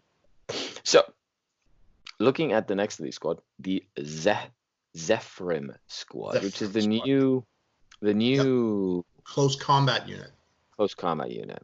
Okay, so let's go over them. What do they give us? So they're a lot like the Seraphim, right? They are the Seraphim. You mean they're a lot bigger? the Seraphim. Sorry. Yeah. Seraphim, my bad. In fact, they did the release today or yesterday, and they might be the same kit. That would be cool. That would be really good. Just to make it simple. Well, you just have to put some extra power swords in there. Boom. You can make a Seraphim squad. Yeah. So the Seraphim, what we're talking about now, that has your Acts of Faith, Sacred Rites, and Shield of Faith. The big three, yep. The big three, right? So some of their abilities, like they move 12 because they're in jump packs. Yep. They're sisters, right? They hit on 3s in close combat, which is nice. Yep. Strength 3, toughness 3, 2 attacks base, which is nice. And a 3-up save. So some of their abilities, the Rapturous Blow, when resolving an attack made with a melee weapon by a model in this unit, you can reroll wound rolls. Which is amazing. So they just reroll wound rolls in close combat. So they have like a built-in Doom, which is awesome. Yeah, it's great. Yeah. And so they have a Seraphim Pennant. So this is an upgrade to the unit. It's you can reroll charge rolls made for order units, so the same order, while they're 6 inches of a friendly unit with a Seraphim Pennant.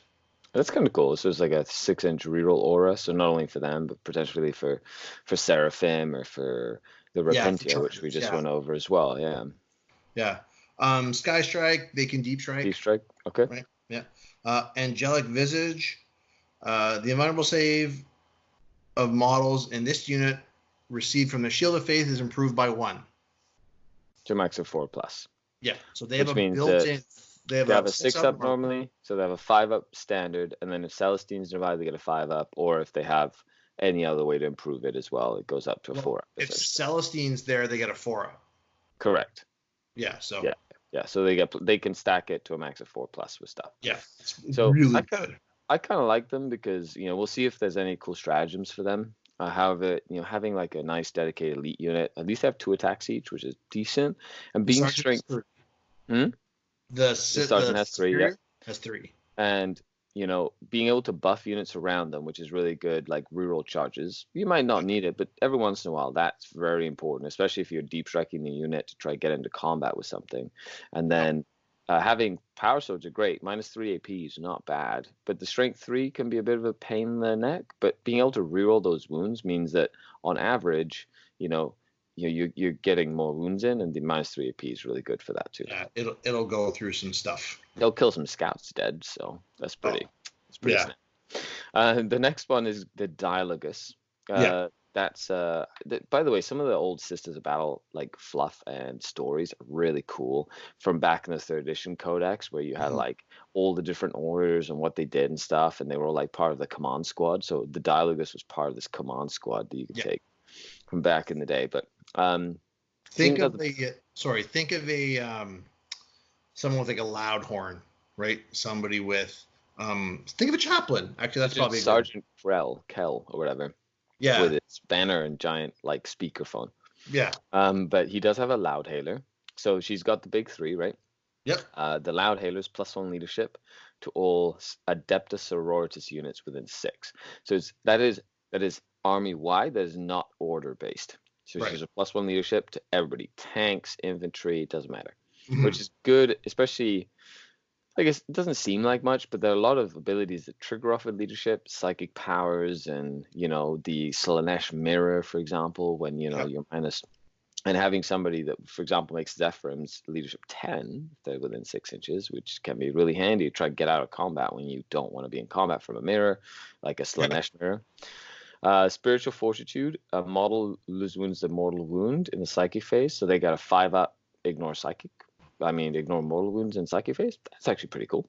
Yep. And when you perform an act of faith for a model or unit within 6 inches of a friendly, like Dialogus, essentially, you can increase or decrease the value of the miracle dice by 1 to a maximum of 6, minimum 1, not cumulative with other abilities. So you can have, we saw an order that did that, right?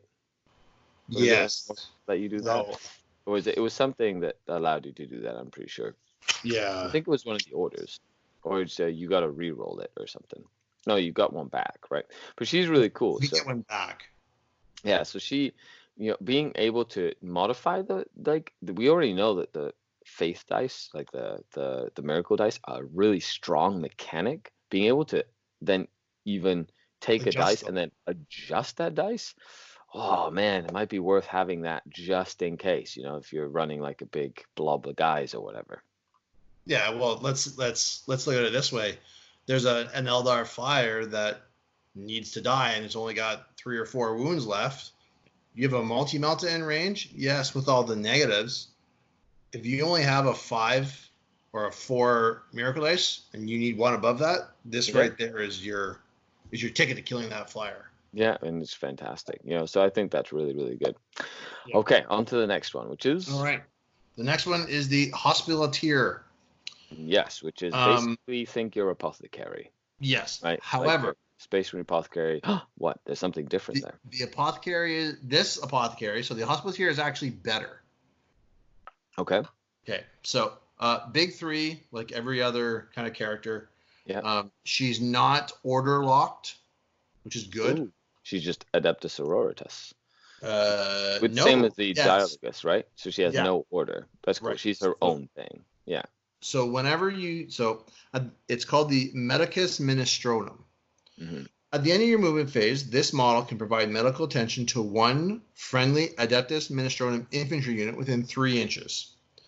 If that unit contains a model that has lost any wounds, the model regains D3 lost wounds. Otherwise, if any model from that unit has been destroyed, you can return 1 destroyed model from that unit to the battlefield with 1 wound remaining, placing it within 3 inches of this model and in unit coherency. If the model cannot be placed in this manner, it is not returned to the battlefield. Each unit can only be provided medical attention once per turn. Yeah, so it's the exact same as it doesn't require a D6 roll. It doesn't require. Ooh, I like that. I just noticed that right now. I'm like, oh, that's the same. No, it's not the same. That is an instant model back. You don't have to roll to the gene seed. And I like that it's any Ministorum infantry, so that would work on Flagellants, that would work on Crusaders, I think, right? Crusaders and all the other stuff that's because they're Ministorum units. That is really, really cool. I like having a medic. Plus her base is massive. She's got a big base. A 40 or 50 mil base. I think it's a 50 mil base. So I'm pretty sure she'll be commanding a decent size of the battlefield. Oh, she'll be. Okay, so what is the next one? All right, so this is the big one that I think every Sisters army will have at least 2 of. At least 2. Why 2? Why 2, Evan? Well, let's get into the unit first. So it's the Imagifier. What? Oh no! What is this? What does this thing do? Sounds too crazy to be true. So it has your big 3. Yeah. It also has. It's called Litany of Deeds. Yeah. During deployment, after you have set up this model on the battlefield, select one of the following tails. This model has that ability until the end of the turn. Sorry, until the end of the battle. So it's just you just get it for the whole game or for the battle. Okay. So there's Tales of the Faithful, You can reroll Deny the Witch test taken for models in order units while they're units within 6 inches of any friendly models with this ability. So within 6, reroll Deny the Witch. Cool. Right. If you like want to just kill psychers. Okay, done. Yep. Okay. So I'm going to skip the second one. I'm going to go to the third one because the second one is the good one. Okay. Tale of the Warrior. Yeah. Add 1 to the strength characteristic of models in order units while their unit is within 6 inches of any. So the magnifier is order based. Yes. Right. So she's order based. But then again, you have those. Say we're talking about power swords like 2 seconds ago. Like that could be good if you get +1 strength to your power swords. Like when you think of it, or you can make those eviscerators like the big not the eviscerators. Strength 9. Strength. Yeah, you can make them strength 8. Strength 8 because you add before you double. So they become strength 4 and then you double. So they go to strength 8. Okay. At least in 8th edition. If you watch this and in 7th edition it was different, now it's different, then the FAQ might make it different.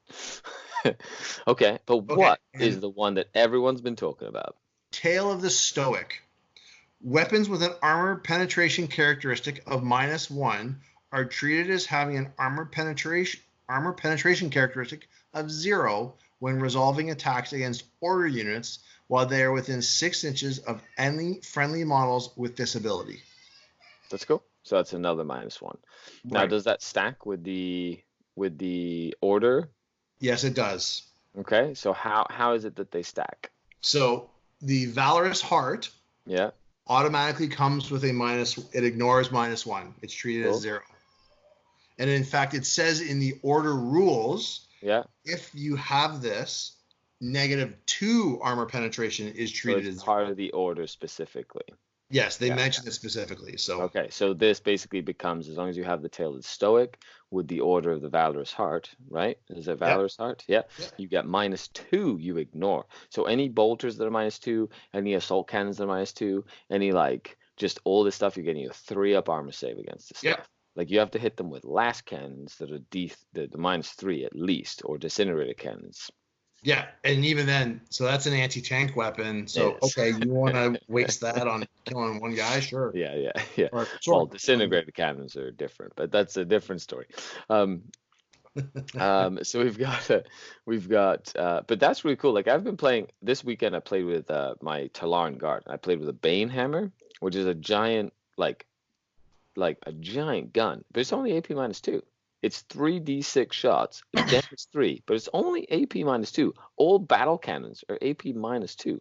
So, not demolisher cannons. But that means they'd be shrugging off battle cannon shots with their just regular armor save. And if they're in cover, it's a -2. Yeah, it's nuts. Crazy. The 2-up save, Okay, let's move on because you're going to see those magnifiers everywhere. So if you have snipers, you pointed this lady. She has 4 wounds, 3-up save. Yep, with the 6-up invulnerable. Yeah, 6-up invul, and just mortal wound her to death because you're gonna need to get her dead. But it's cool because if you take 2, you can have 1 giving everybody within 6 inches the ignore -1 or ignore -2, right? Yep. And then have another one giving +1 strength or something. So you could have strength 4 sisters in close combat. So they're like Marines. And then you've got all the combos we were talking about, getting extra attacks in combat and all this stuff, or rerolling wounds or whatever. So that gets pretty crazy. It is. So there's actually a stratagem you can take with her that lets you get 2. Oh, dirty. So it's dirty. But we'll get into that when we talk about stratagems. Okay. I like that idea. Okay, so on to the next one, Crusaders. Yeah. Now, Crusaders were a big thing in the guard book for a while because they had a storm shield. They're very cheap. And they're the old Act of Faith where they could bring people back to life and double move and do a whole bunch of stuff. Mm-hmm. Now they're a little different. They're still really cheap storm shields and power swords. Yep. So, they've got a good number of attacks, and they are a Battle Conclave unit. So they get the Battle Conclave rules in terms of that. So, and they're Zealots, so they can reroll misses when they charge into combat, which is really cool. And a priest nearby would give them +1 attack. So they'd be going in with 3 strength, 3 power sword attacks, essentially. Yeah. Rerolling hits. Now, however, the Zephyrim or whatever seem to do that better. They're the same, but better in that sense. They just have a less invulnerable save and they move faster. and they deep strike and they do all this other stuff. Okay, so what else do they get? So they get because they're a conclave unit. If there's a Minister and Priest in attachment, they don't take up a Force Org slot. Yeah. And they get Spiritual Fortitude. That when a model in this unit loses a wound, as a result of a mortal wound, on a 5-up, it's not lost. Yeah, it's on a psychic phase mortal wound, but yes, and it's 5-up, not lost. Now they do have the Astra Militarum keyword, so you can use them in an Astra Militarum army. That's always important to remember. Yes. Okay, on to the next one. Death Cult Assassins. Okay, this is another. It's Adeptus Ministorum, but they're not. Oh, they are a battle conclave. Yeah, they're bottom. So they do move 7, so they're super fast. Yes. They have a 5+ invulnerable save, so their save is an invulnerable save. They have 4 attacks each. Yep. Which is really good. Plus a priest would be 5 attacks each. They are rolling when they charge. Yes, they are base strength 4, and they have power blades, which are literally power swords. Yep. That's it. So they have power swords, but they're strength 4 because they're assassins in training essentially. Yep. So I remember back in the day, you could run them in a vehicle, whatever, and get them out. They were actually really dangerous back in 6th and 7th edition. I remember them doing some crazy stuff. But it's another close combat unit. Okay, what's the next one? I'll let you talk about this one here. So these are I think one of the units that you're going to see a lot, and they're right now one of my favorites. Yeah. The Acroflagellants. Oh, the flagellants, yeah, they're yeah. So, so they have what are called acroflails. They move 7 inches. Yes, they do. They are fast. So they have acroflails. Mm-hmm. They're +1 strength. Yeah. -1 AP, 1 damage. So they're strength 4 base. So that means they're strength 5. Yeah. Cool. With an additional, so they have -1. Yeah. 1 damage, and instead of making 1 attack, they roll D3 for each attack they have, and they each have 2 base attacks. Yes. With a priest, they would have 3 base attacks. Yes. So you're looking at 3 base attacks, 4 for the sergeant. Yeah. So it's 3d3 attacks or 4d3 attacks per guy. That would make that. There's a lot of make sure your rolling is fast here because you're rolling. There's what you can have up to 10 in there. 10 of them, yeah. So 3, 7. You do 90 attacks. Mm-hmm. So that's 10. So it'd be 30 D3 attacks standard. No, 10. That'd be 10 D3 attacks. So up to 30 attacks plus an extra one. So up to 30 attacks. So you could have up to 33 attacks if you rolled if you had a priest and you rolled all 3s, essentially. No, it'd be more than that. Would it? Okay, sorry, my bad. You'd have 30 because you have 10, right? 10 D3s times 3 is 90. Oh my god, that is a lot. That is a lot of attacks. And there is a stratagem which you don't have to roll for the number of hits you get. That'll clear out some stuff real quick. It will, yeah. And they just have a 5-up Feel No Pain, but they don't have any saves. They have a 7-up save. Yeah. So they have a 5-up Feel No Pain. That is it. So you keep them hidden in a tank, and then you rush them out, and then you kill something, and then they die. So here's another important thing. Yeah. They have 2 wounds each. Ooh, okay. I hadn't noticed that. How many points are they? 13 each. Really? Wow. Yeah. Okay. Well, they are a battle conclave unit. So if you're going to take a priest, remember, put the priest in the other detachment. Yes. So that they take up a slot. Yes. Okay. So Arcoflagellants, if you need a problem solved that involves killing lots of models, Arcoflagellants are the thing for you. Yeah, again, orcs or Genestealer Cult, you just keep them in a counter charge position and just rush them out, and then they just go rah, they just flail like crazy. And if you get good at wrapping and hugging things, you can wrap, hug, then kill, then move into something else so they don't get shot to pieces. So if you're good at your tactical assault moves, and holding stuff in combat and whatever, they will give you'll get a lot more mileage for your buck essentially. Yeah, 100% agree. So is that the end of the elites? It is. We move on to fast attack now. Which is the first one. Dominion squads. Ooh. Now those are cool. Those are the super fast, covered in meltaguns units, right? Yeah, the special weapons units. Yeah. Okay. So they have changed a little bit. Okay. From what I can gather. Yeah. Only their kind of their secondary, like their abilities have kind of changed. Okay. They're still sisters, right? They still have the big three. They still hit on shooting. Yeah. So up to 4 of the Dominions can take a special weapon instead of a bolt gun. Yeah. And they are Melta, Flamer, Storm Boulter. Yeah. Storm Boulter is are important because there's a cool stratagem where you want Storm Bolters. Yes. So, yeah. Yeah. So their abilities are the big 3, like I already said. So here's the one that's not. There is a discussion online about how this is used. So the rule is called Vanguard. Yeah. At the start of the first battle round, but before the first turn begins, this unit can move as if it were your movement phase. This unit must end their movement more than 9 inches away from an enemy model. If both players have units that can do this, the player who is taking the first turn moves their unit first. Seems pretty straightforward. You move in advance or whatever, get up there. Yeah. So before, in the old codex, you could put them into a transport. And it would work on the transport. Yeah, here it doesn't seem to work. It doesn't say that anymore. So they seem to have lost the ability to move up in their transport. Which I think is actually a good thing, because you'll see repressors, which are a Forge World unit, which are they're more expensive than a Rhino and an Immolator. Their usage drop. Right. Okay. Well, I can see that. Like, then again, if most Sisters armies are taking a giant block of infantry with like -2 ignore, -2 AP, and a 4-up invulnerable save, then having like an initial screen of a bunch of guys with Stone Bolters or whatever just getting into the mid board, right? To kind of create that initial screen. I think that's good, just to create like a bit of a buffer zone between you and the enemy. So Dominions have their place, or you put them in a very aggressive position, and then the enemy counter deploys or whatever, or they go first, or they seize the initiative, and then you can move them back or get it behind line of sight, or they're tactically flexible. Yes, I think they're very good. They can take a Simulacrum Imperialis, which is the same as what we've seen with the Battle Sisters. They take a Censure Cherub, which is the same as we saw with the Battle Sisters. Okay. What's the next one?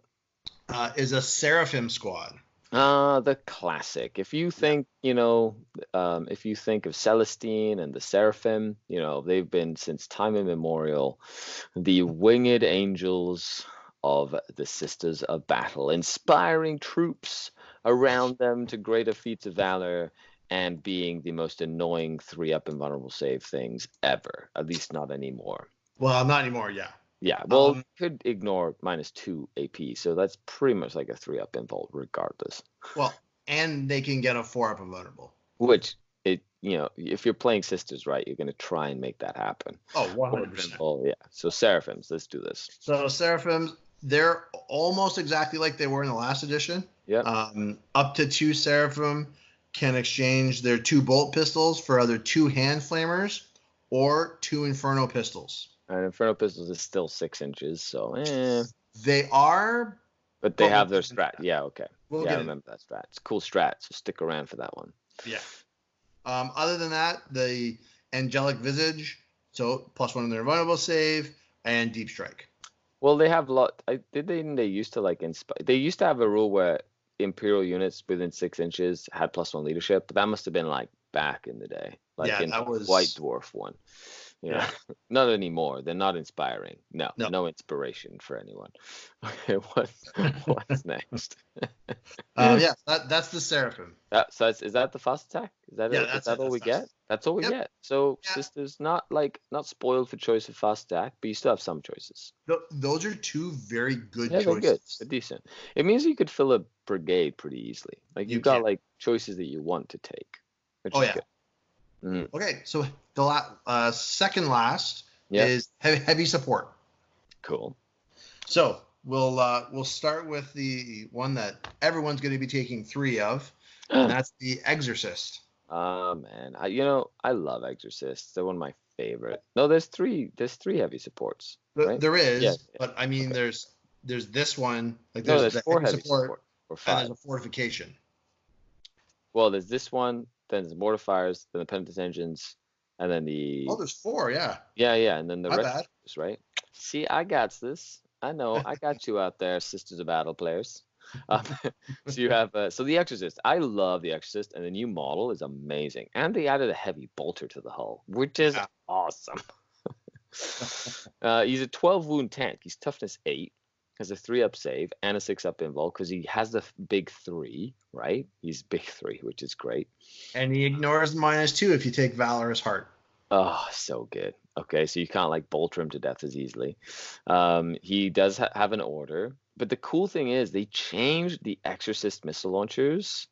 Yes. Which is awesome. They gave him 2 different tile of launchers, and this is what the Exorcist launcher should have been the entire time. Yes. So first you have the conflagration rockets, which are the like anti-infantry. Yep.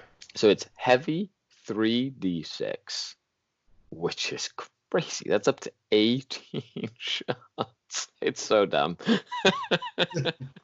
Went from 1d6 shot to 3d6 shots.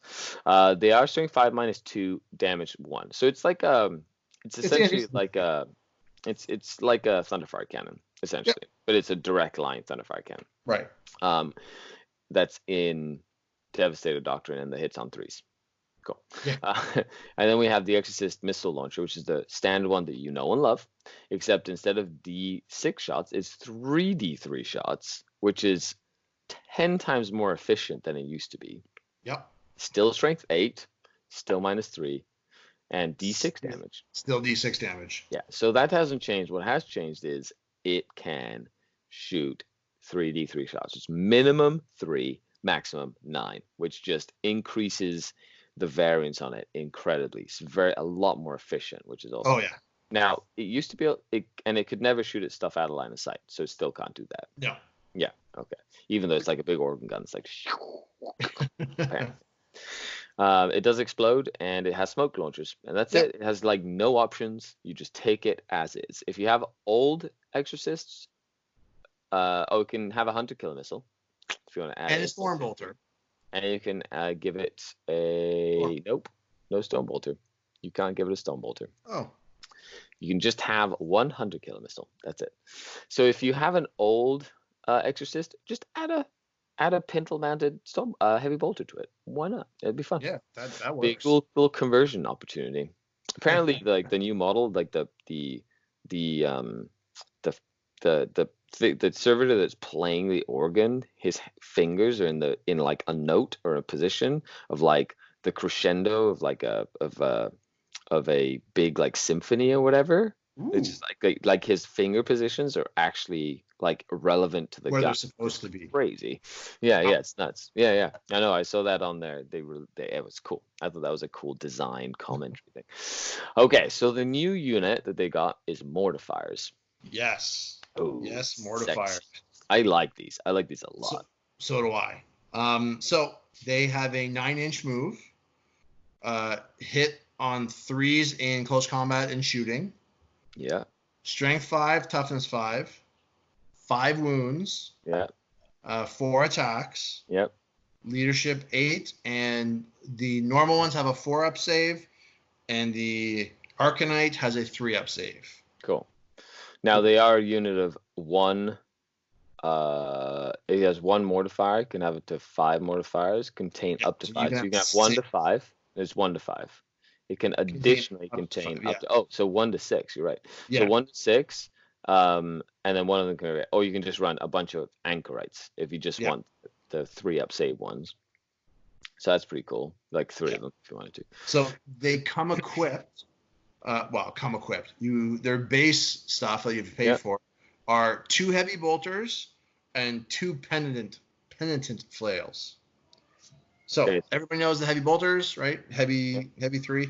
The penitent flail is +1 strength. Yeah. -2 AP, 1 damage. So they'd be strength 6, but then they do 3 hit rolls for each They make attack. 3 hit rolls for each attack. So you'd be doing 12 attacks for each mortifier in close combat, and then it gets +1 for having a pair. So it'd be 13 attacks for each mortifier. Strength 6 -2.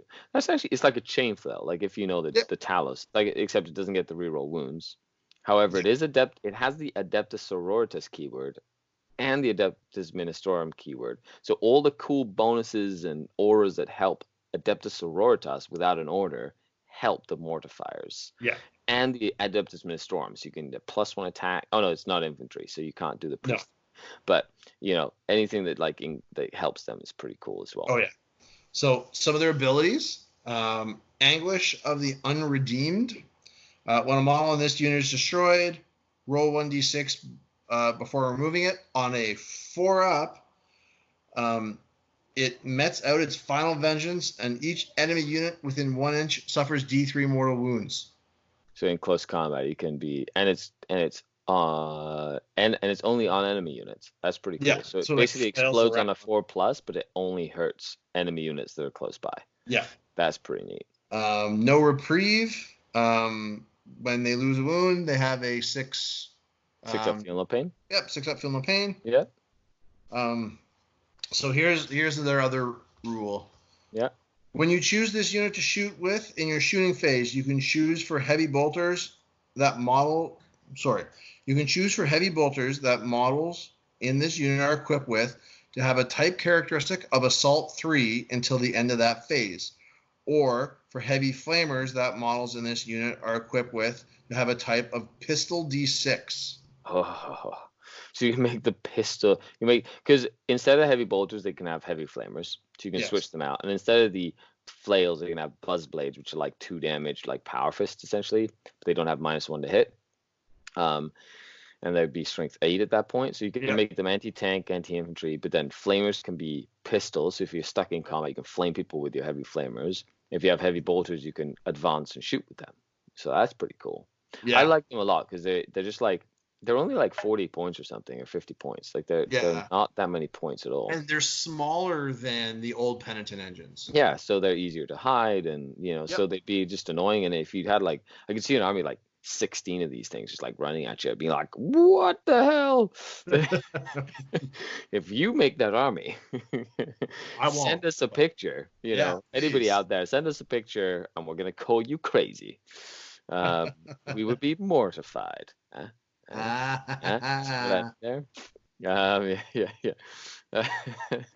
Okay, so the next one is the Retribution Squad. Yeah, the Retribution Squad. Kind of like they're one of my favorite units. Yeah, same here. Oh, ever since I saw Sisters and I had that just the image of a bunch of sisters carrying freaking heavy bolters walking down the field just blasting people, I was like, yeah, this is for me.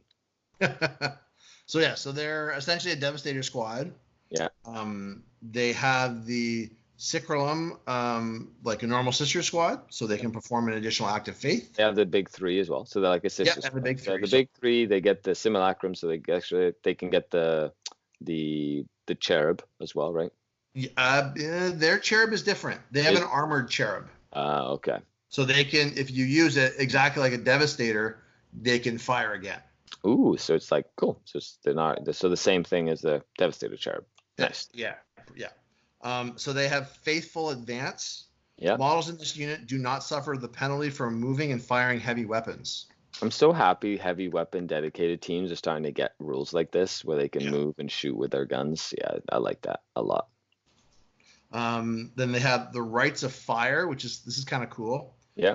Add 4 inches to the range characteristic of heavy flamers models in the unit that is equipped with them. So heavy flamers become 12 range. Yeah. And how far do they move? 6. So their heavy flamers have an 18-inch threat range. That's pretty cool. I like heavy flamers that can reach out people. I still think the heavy bolters are the better choice for the retributors because they're just more efficient and you don't have to be so close. But that's scary. That means you can't deep strike and charge them and not get flamed. Yeah. Unless you have a no Overwatch power or something. Yeah. Mm-hmm. But so that's it. And then there's the Armorium. Can you take more than 5?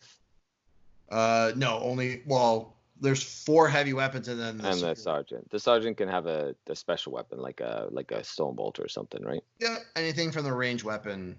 So I'm assuming any like combi weapons and things like that. Yeah. Okay. Okay, so then we go into the penitent engines, which is your classic buzzsaw wielding crazy guy strapped to a chair. However, these guys are only Adeptus Ministorum. They are not they're not Adepta Sororitas as well as Ministorum. So we don't get the distinction in the fluff is penitent engines are like criminals in that who need to be penitent. Mortifiers are sisters of battle that have kind of gotten punished more been caught. Oh, okay, that's crazy. So yeah. like heretical sisters of battle. That's kind of yeah. Well, I saw one of the pictures, and one of them's like literally one of those iron ladies, like the sarcophagus. I'm like, oh, they literally strapped her in there, like stuck her to this thing, was like, go die, you know. That's some dark stuff. Even me as a Dark Eldar player gives me the shivers. Yeah, it's like, oh, you know, I know what those things were. Like those torture devices were not fun. So they have weapon skill 4, ballistic skill 5. So they're not nearly as good at shooting or close combat. They are the same strength, toughness, wounds. The same attacks, leadership, and save. They don't get a unit that has a unit champion, but they can have 1, 2, 4. But everyone has 2 heavy flamers and 2 flails. So they have the flamers and they have the flails. So they come stock standard with flamers and flails, which we saw before. And they have Zealot, so they roll all misses in close combat, which is really good if you just want like 13 attacks, right? Per one, right? +1, -2. So 13 attacks, rerolling all misses when they charge. And they have Berserk Killing Machine. So when this model is in a unit, would lose a wound. So they ignore wounds on 5+, not 6s. Yeah. So they're a little bit tougher. However, they're really cheap too. They're like a lot cheaper than cheaper than the other ones, which is pretty crazy in terms of points. We're not going to really go into the points and stuff too much in this video. For that, you can get your codex and just check it out yourself. We're just talking about the coolness of this stuff. And then we have the standard. They're a lot cheaper, right? Yeah, a lot cheaper. So it's like 20 points cheaper or 30 points cheaper. Like they're pretty. Like penitent engines are cheap if you just want to But then again, you could take say 18 of the sisters ones and then 12 of the penitent engines and just have an army of just like murderer machines that like run at your opponent with a couple of priests going go die. And they can also have penitent blades, which are the buzz blades, which are the same. Okay, and then we got the Sororitas Rhino. Okay, so take us away with the only Rhino that has an invulnerable save. What? Yes. So it's got the big 3 like every other sisters. 3. It's crazy. It has Acts of Faith on a Rhino. Oh, I want to hit with this 100-killer missile. Oh, it's a miracle I hit with the 100-killer missile. Yeah, but otherwise, like, there's nothing else. You can't give it an extra Stormbolter, which I find really interesting. It's just like it has a Stormbolter, it can have 100-killer missile. There's like no option for anything else. You get 1 Stormbolter, no more, no less. There's nothing else. And it self-repairs like anyone, right? And it can carry 10 Ministorum infantry. It cannot transport jump pack models. Nope. It can only transport Adepta Sororitas models is at the same order, Dialogus, or Hospitaller keyword. So it can only carry same order, but it can carry any Adeptus Ministorum infantry, so anything from any Ministorum, or if you're Dialogus or Hospitaller. Yeah. Okay, so it's like you can only okay, that makes sense. So that you're not like a Dark Eldar player putting flayed skull guys in Blackheart Venoms, you know. Yeah.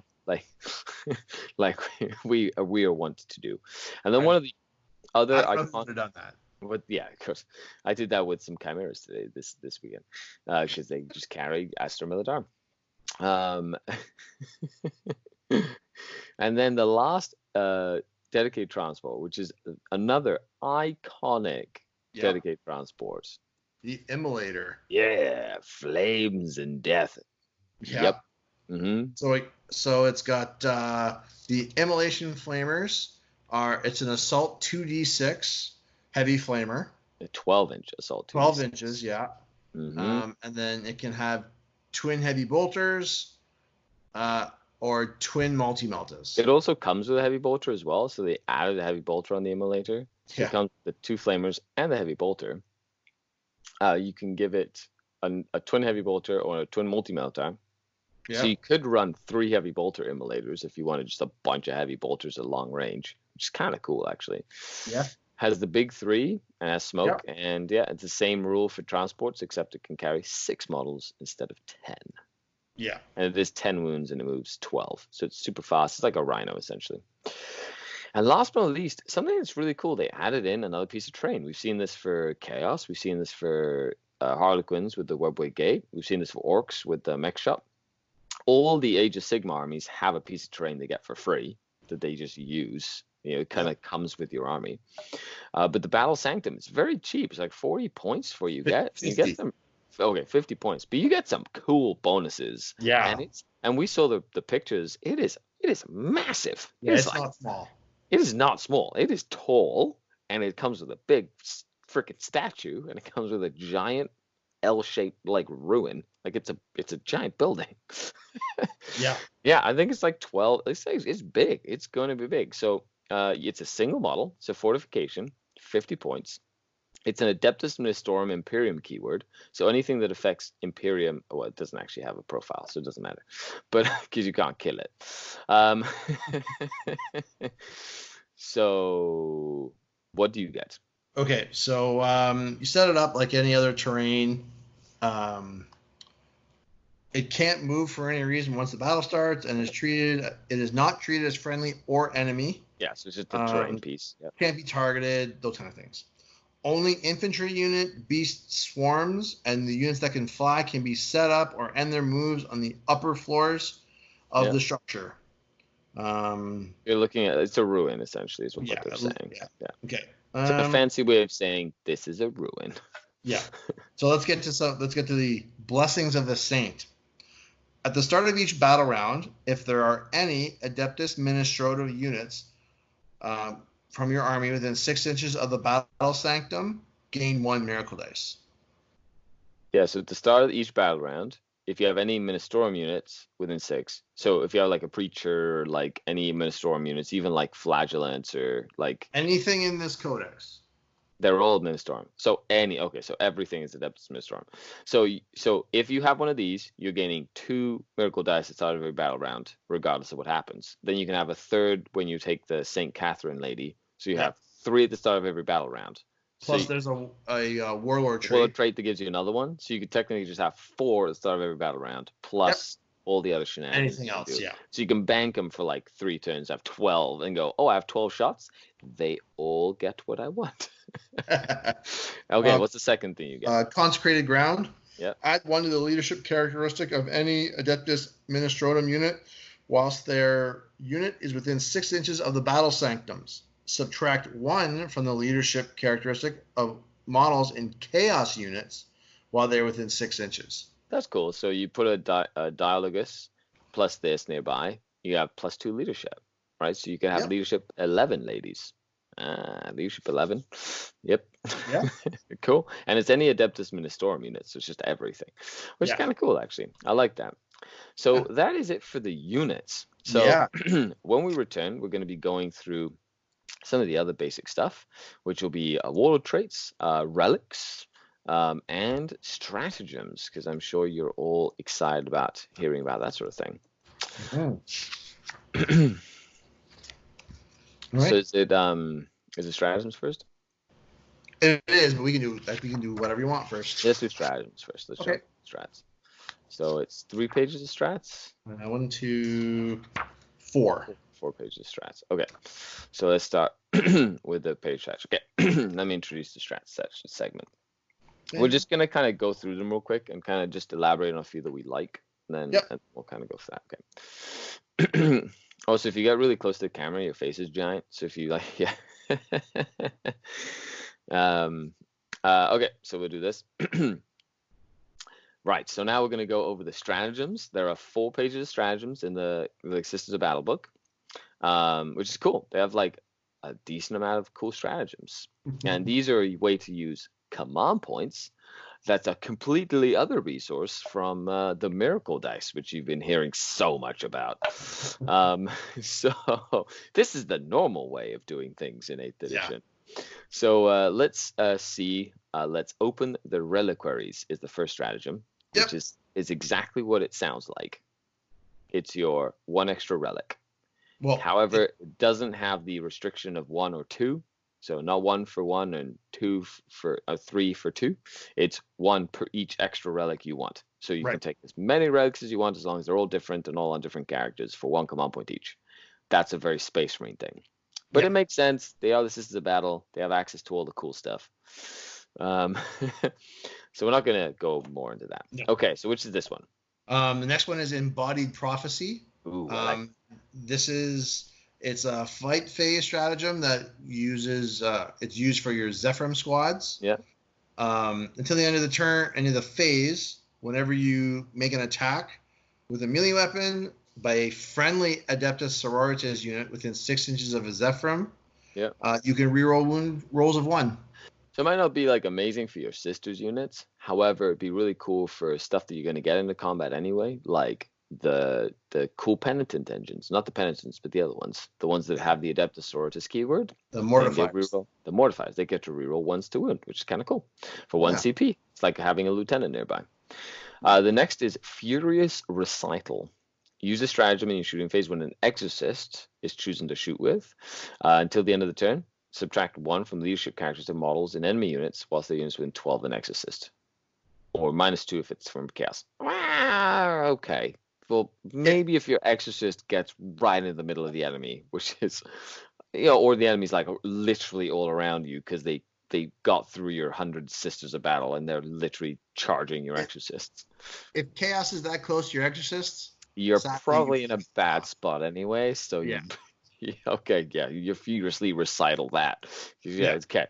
I don't think you'll be seeing that one very often. Okay, let's move on.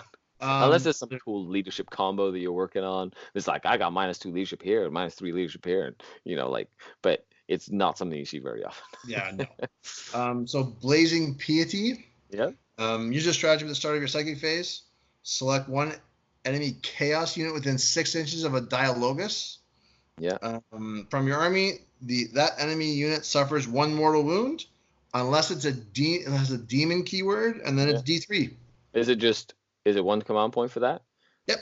So it's a command point smite, essentially. Like a 1 command, like a 1 command point mortal. A baby smite against chaos. It's like a baby smite.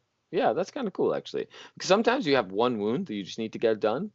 And just having the ability to go, it's a command point, 1 for 1, or your chaos, so 1 for D3, and you'd be like, I did the mortal wound, I don't have to worry about it. Those little kinds of strats are actually really handy in the right situation. Yeah. So I do like those. Okay, Battle Rites is the next one. Use a stratagem at the start of the battle round if your warlord has a Sacred Rites ability and is on the battlefield. So if you're a Sisters of Battle warlord, select 1 active Sacred Rite, which is if your warlord like your has catechisms. Right. Roll 1d6 to randomly generate a new one. You can reroll this result if it's the same one that is currently active.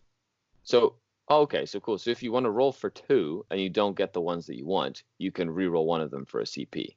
Yeah. At the start of the battle round. Yeah. And if it's the same one, so this is a great way. If you decide to roll for the 2 and you don't get the one you get the same one twice, so you don't get the one you like, you can reroll it. Yeah. That's pretty neat. Okay. Yeah. That's not bad. It's good if you're a gambling man to be like, okay, I've killed all the psychers. I don't need to have +3 to my Deny the Witch rolls. So boom, here's another roll. Yeah. Okay. Next. So there's Moment of Grace. So use this stratagem after making a hit roll or a wound roll for an attack made by an Adepta Sororitas model from your army.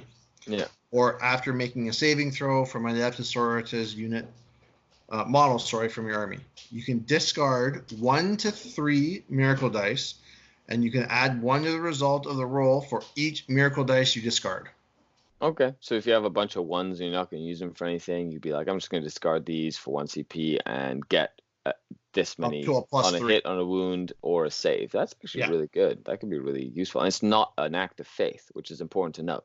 So you can do it in addition to like having an act of faith elsewhere in the turn or something like that, which is kind of neat. Okay, so then we have Final Redemption. Use stratagem when a Sisters Repentia unit for your army. So Repentia, the ones with the big chained swords. Eviscerators, sorry. Is chosen as a target for an attack made with a melee weapon, so in close combat.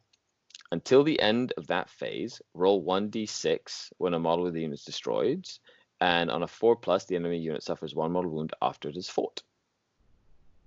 So if you kill the Sisters Repentia on a 4+, for every model you kill on a 4+, they do a mortal wound back to you, essentially. Okay, so that's kind of cool. It's good, like, oh, I'm gonna suicide them or whatever. Say a smash captain comes in and kills all your Sisters Repentia. You can be like, well, 1 CP, 4-ups. You killed 5 models, 5-4, like on 4-ups. You take mortal wound. Oh, now you die too. So yeah, that's kind of cool actually. Yeah, it has its uses. Yeah, it's one of those other very situational ones. So stratagems can be very situational or very like you can build a strategy around it. That's the kind of one that's very situational. Yeah. There's a bunch of ones in here you want to build strategies around. Yeah, I like them though. That's cool. Okay, next one. Martyr's Immolation. Yeah. If you have an immolator that is destroyed, that gets destroyed, don't roll a dice to see if it explodes. Oh, I love this one. This is great. Wait, let's go back to immolators. Do they have a D6? Just doing that. Do they have a D6 explosion or a D3 mortals? No, it's a within 6 inches D3 mortal wounds. Oh yeah, okay. But for 1 CP you can auto explode. That's always super useful in the right situation, which I think is very, very powerful. Okay, the next. Okay, so this is one of my favorite ones. Mm-hmm. It's 1 CP. It's called Holy Trinity. Use a stratagem in your shooting phase after you have declared how you will split the shots of your Adepta Sororitas unit from your army.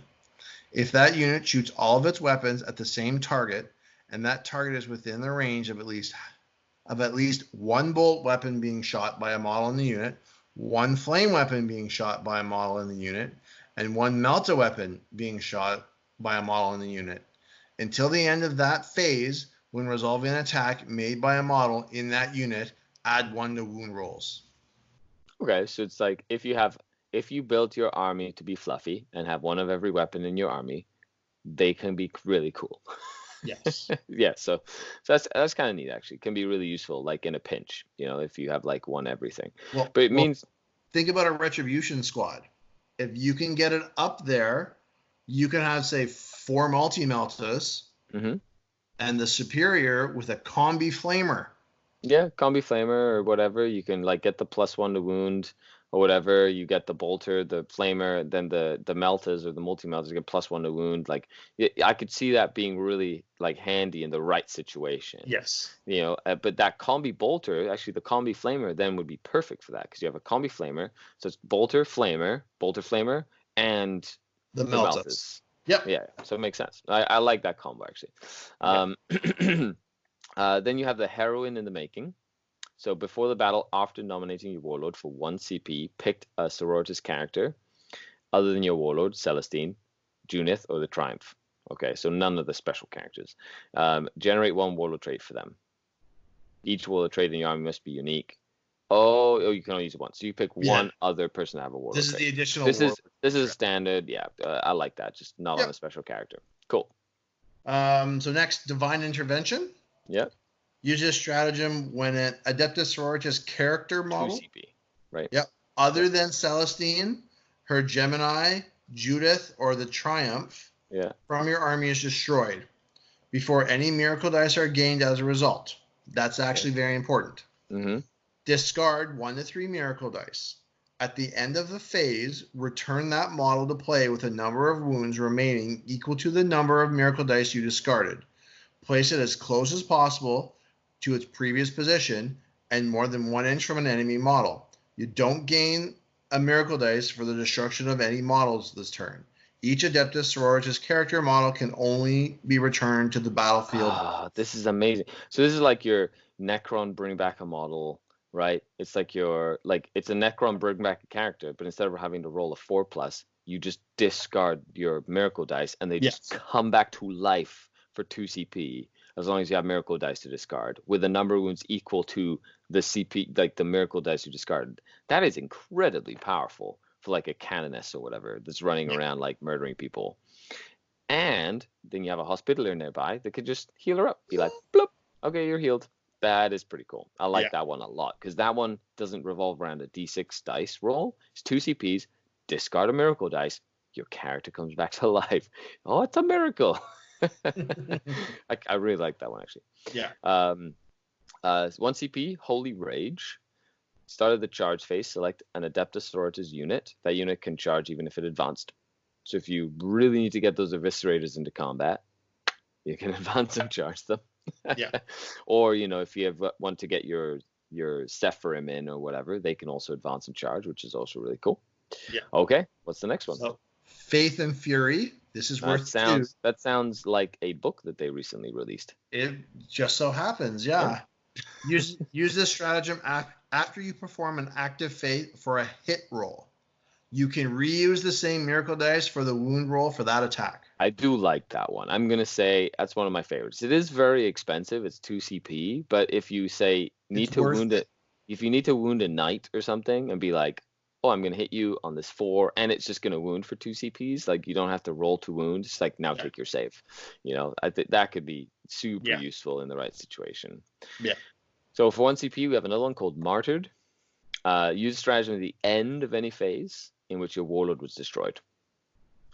If your warlord was a Sororitas character model, if your warlord is Celestine, perform any rolls of the intervention before using stratagem. So see if they come back before you use the stratagem. Yeah. The stratagem may not be used if your warlord is returned to the battlefield using anything, blah, blah, blah, etc. You gain D3 command points. So for 1 CP, if your warlord dies and you decide not to bring them back to life, or they don't come back to life, or they've already come back to life once and then they die, you gain. For 1 CP, you gain D3 CP. But it's unlike the Assassin's one and stuff where you have to kill something to get D3 CP. It's if your guy dies, you get D3 CP for 1 CP. So that's actually kind of handy. Yeah. Yep. So next is the Venerated Saint. So this is the one we were talking about earlier with the Imagifier. Yeah. 1 CP. During deployment. This is important. Yeah. Use this stratagem during deployment. Yeah. After you have set up an Imagifier model from your army, you can select 2 different tales from that model's Litany of Deeds ability instead of 1. You can only use the stratagem once. It's 1 CP. Why wouldn't you do that every freaking time? So you have one that's like really, really good, which is awesome. Yeah. Then we have Suffer Not the Witch, which sounds like a very Black Templar thing to say. Use the stratagem at the start of the shooting or fight phase. So, shooting or fight. Select a Sororitas unit for your army until the end of the phase. When resolving an attack made by a model against a Psyker, you can reroll wounds. So for 1 command point, that entire Adepta Sororitas unit rerolls wounds against Psykers. Just imagine 15 Boulter sister wielding bolters being like, oh, is that a Psyker unit? Yeah. Oh, those horrors? Are those horrors? Is that even against something like Magnus or Morty or rolling like a bunch of rerolls with bolters is never a bad thing. For 1 command point, you can get some mileage out of that, or do it on or do it against like you've got heavy multi-melta retributors, or and they decide you have a Chaos Knight player that decide to make their Chaos Knight a Psyker, right? Well, then now you get reroll wounds against it for 1 command point. Okay, so the next one, it's a little bit long, but bear with me. So it's 2 command points. It's called Storm of Retribution. Use this stratagem when a Retributor squad unit from your army fires Overwatch or is chosen to shoot with. Select one of the following. Until the end of the phase, when resolving an attack made with a heavy bolter by a model in that unit, add 1 to the hit roll. Until the end of the phase, when resolving an attack made with heavy flamers by a model in that unit, you can reroll the wound roll. Until the end of the phase, add 12 inches to the range characteristic of multi-melta models in that unit are equipped with. And when resolving an attack made with a multi-melta by a model in that unit, add 1 to the damage roll. So depending on what you arm them with. So if you're arming them with heavy bolters, they get +1 to hit. So they hit on 2s, which is good. Rerolling 1s if there's a character nearby. right? If they have heavy flamers, you can reroll wound rolls. So they're 12-inch heavy flamers that are reroll wounds, which is really good because they auto hit anyway. Yeah. And then 12 inches on multi meltas means So that's that's a 36-inch multi 36-inch. meltas. So they're doing double dice. So pick the highest on 2 dice within 18 inches, Plus one which damage. is And plus 1 damage. and they get +1 damage. Wow, that's good. So think about a miracle dice. Oh, look at that. I have a 6. I just did 7 damage. It's 7 damage. Or, oh, you think you're cute with your Ironstone, Mr. Iron Hands player. Okay. So the last rites. Use this damage at the start of the morale phase. Select a hospitaller model from your army until the end of that phase. When a morale test is taken for Sororitas unit within 6, for a friendly, do not add the number of models that has been destroyed. That's really good. For 1 command point, just be like, I'm basically all fearless, so don't worry about it. Yeah. That's crazy. That's actually really good for 1 command point. Yeah. There's some really good ones here. That is a crazy good. That means that's no wonder you want to run like 1,000,000 Sisters of Battle, because they're never going to run away until you kill them all.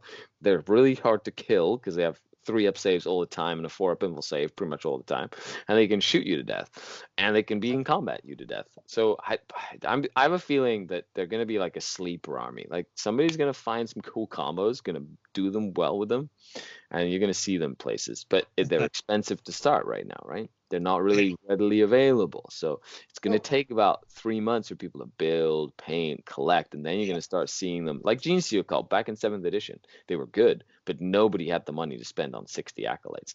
Oh, no. No. Now they're everywhere. Now they are everywhere. 2 years or 4 years later or whatever. Okay. So the next one is Devastating Refrain. Use this stratagem when an exorcist model from your army fires Overwatch or is chosen to shoot with. Until the end of the phase, you can re-roll any or all of the dice rolled to determine the type characteristic of an exorcist missile launcher or exorcist conflagration rockets that the model is equipped with for 1 CP. Oh, God. It's like Catachin on steroids. He's like, I get 3d6 for my amount of shots. Oh, I rolled 1 6. I'm going to reroll both these other dice and get another 6. Okay.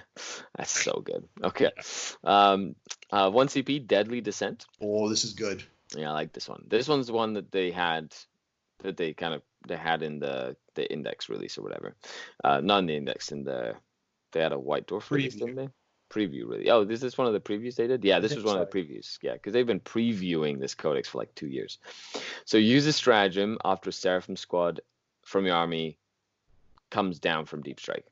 You add 6 inches to the range of pistol weapons, and that unit can shoot as if it was your shooting phase. So you can shoot in the movement phase, and it's as soon as it happens. Yeah. That is awesome. Which means that, so this is really good in two ways. Number one, it makes your flamer pistols 12 inches, or it makes your melta pistols 12 inches. So you can deep strike them in and actually shoot with your pistols when you come in and not just bolt pistols, which makes them a lot more dangerous, and they're 1 command point, which is awesome. Secondly, if your opponent is not thinking straight and you have like a bunch of flamers or melters, you could come in, shoot as soon as they come down, blow up something or kill a screen, creating a giant hole or gap where then you can bring in your Zephyr guys or whatever and like get them even closer to the enemy, which I think is really useful. Yes. Cool. Okay, next.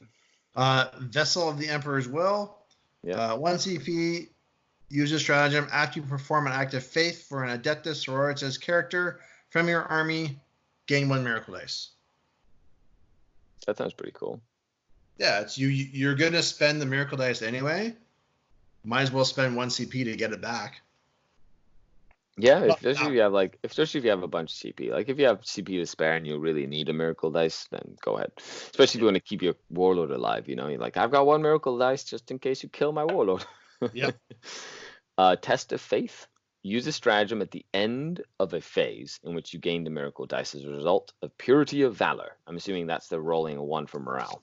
That's one of them, yeah. Right. So purity of valor is rolling the one from morale. So if you gain the miracle dice is that it? Or is it killing something? So purity is if you resist a psychic power, and okay. valor is the unmodified one from morale. So if you resist a psychic power, or if you valor, so if you stick around when you're getting murdered, cool. You gain D3 miracle dice in addition to the one you would. So you'd get D3 plus 1 for 1 CP. That's actually really cool. Yeah, there's ways to get lots of miracle dice here. Okay, next one. Exceptional proficiency.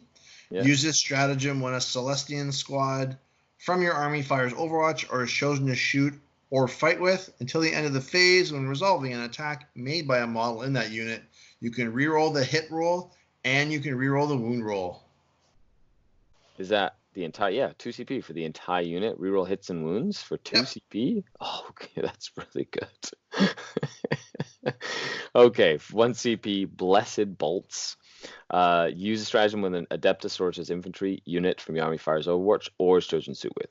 Until the end of the phase, Stormbolters, the models in this unit are equipped with, have AP -2 and damage of 2. I like that one a lot. Yeah. Makes all your Stormbolters 2 damage -2. They're actually like really dangerous. And then you can combine that with the reroll wounds against psychers, and then like murder a bunch of people that are psychers with 2 damage Stormbolters. So they can be super fun. I'm wondering if you can stack that with. So you can stack that with a Sacred Rite. Mm-hmm. So if you roll a 6 to wound, it becomes -3. That's cool. I like that. Yeah, you could probably also stack it with a Stormbolter's a range weapon that sergeants can take. Are they on the sergeants list? They used to. I think they became legends. The Stormbolter? Okay, maybe I could see that. Maybe. But Stormbolters are one of the things you can take in sister squads. Yes, so you can take 2. Things you can take. Yeah, you can take 2 in a squad. So you have like a little kill unit. Okay, next. Purity of Faith. Use this stratagem when an enemy psyker model manifests psychic power within 24 inches. After any denied the witch roll attempts are made, roll 1d6 on a 4+, the power is resisted. Cool. So it's your basic standard 4-up, although Iron Hands get it for 2 CP. Iron Hand players. Suckers. Because they get all this other stuff, which is pretty cool. Iron Hands do get a whole bunch of different things. Sorry, I'm just getting a snack for my wife. Delicious. Sorry, next. That sounds delicious. Okay, hold on. Where's the next? Yeah, go. You can say the next one unless you have a mouthful of food. Judgment of the Faithful. I got this. Use the stratagem after an Adepta Sororitas unit from your army falls back for 2 CP. This unit can shoot and charge. So 2 CP, fall back, and shoot and charge. So like get back like the Dark Eldar ones, which are really cool. I like that one a lot. You good? You good? Yep. Okay. So this is a really good combo one with the Acroflagellants. Yep. So it's Extremist Trigger Word. Trigger Word. Moist. Oh, God. Use this stratagem in the fight phase. When an Acroflagellant unit from your army is chosen to fight with, until the end of that phase, change the ability of Acroflail models in that unit that they are equipped with to make 3 hit rolls for each attack made with this weapon instead of 1. At the end of that phase, roll 1d6 for each model in that unit. For each 6, one model in that unit destroyed. They hit their crazy cerebral inhibitors and like go into like a mindless rage. So we saw they had 2 attacks each, right? Yes. So 2 attacks each. So a unit of 10. Yep. With this 2 CP strat with the sergeant, so it'd be 21 times 3, right? 60. No. If you have without a priest, it'd be 63 without a priest. Yeah. 63 with no priest, and 30. You'd have to add 94. Right? Yeah, 90. Yeah, I think so. Yeah, something like that. 96 or something like that. Anyway, a lot. A stupid amount of attack. A lot. Okay.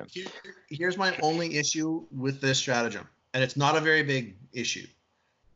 At the end of the phase, when you roll the 1d6 for each model that attacked, on a 6 it's destroyed. I personally, and this is just me, think that should only be 1 CP, or they remove that sentence. I disagree. I think 1 in 6 dies is a good trade-off to have 90 attacks in close combat. Just saying. Plus, can you bring them back? Yeah, you can bring them back, right? Just like. No, you can't bring them back. Not Sororitas, not with the Hospitaller. Okay, well, never mind then. But they just go in, murder something, and then die. That's the whole. Even if you could, why would you want your Hospitaller that close to combat? Yeah, you never know. You never know what's gonna happen. I love that you can put them in a Rhino though. Just like I guess you can actually bring them back. You can bring them back. See, you don't have to worry about it, and it's an instant bring one back. Yeah. So. Desperate for Redemption. It's 3 command points. This one is expensive. Use a stratagem at the end of the fight phase. So select a Penitent, Mortifier, or Sisters Repentant unit within 1 inch of an enemy unit. That model can fight again. So it's a fight again strat for Penitent engines, Mortifiers, or Repentias. That's cool for 3 CP. So that's pretty neat. But now they can only do it if they're within 1 inch of an enemy unit. So there's no like fighting again if you're not within an inch of an enemy unit. Yeah.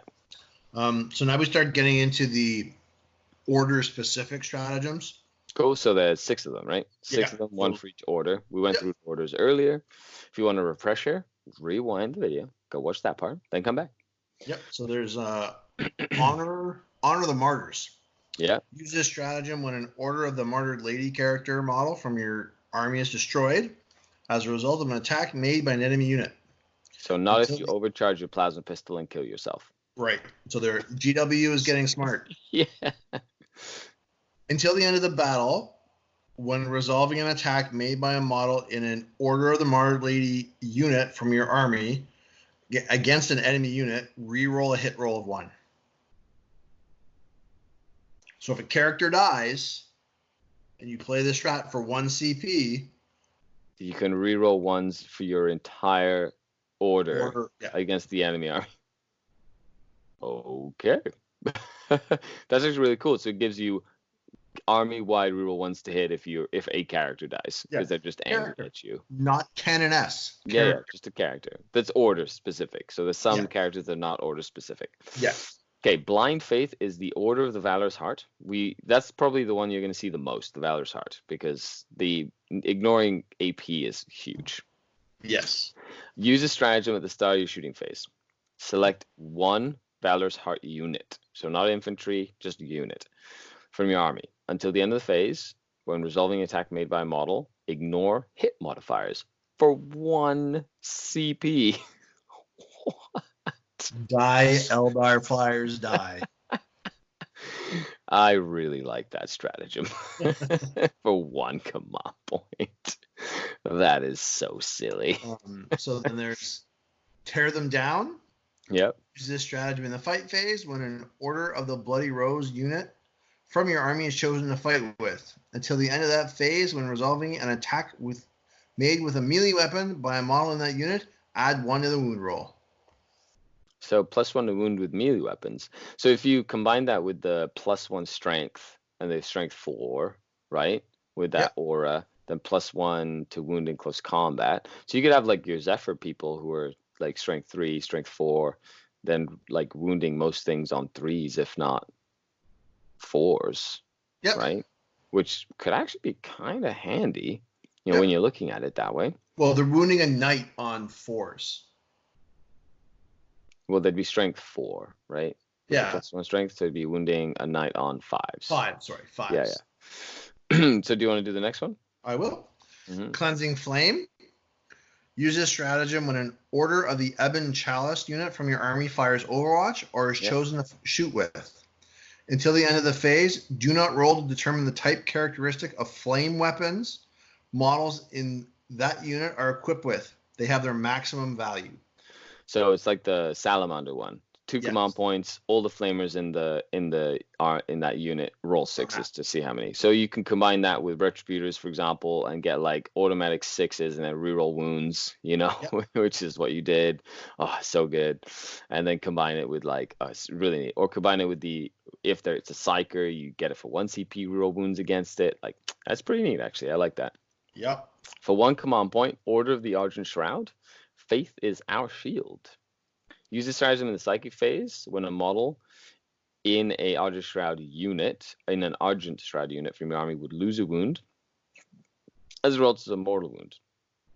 Until the end of the phase, it's 5-up. So it's like so you get a 5-up feel no pain against mortal wounds. Yep. Which is actually one of the traits of one of the right. There's a trait, right?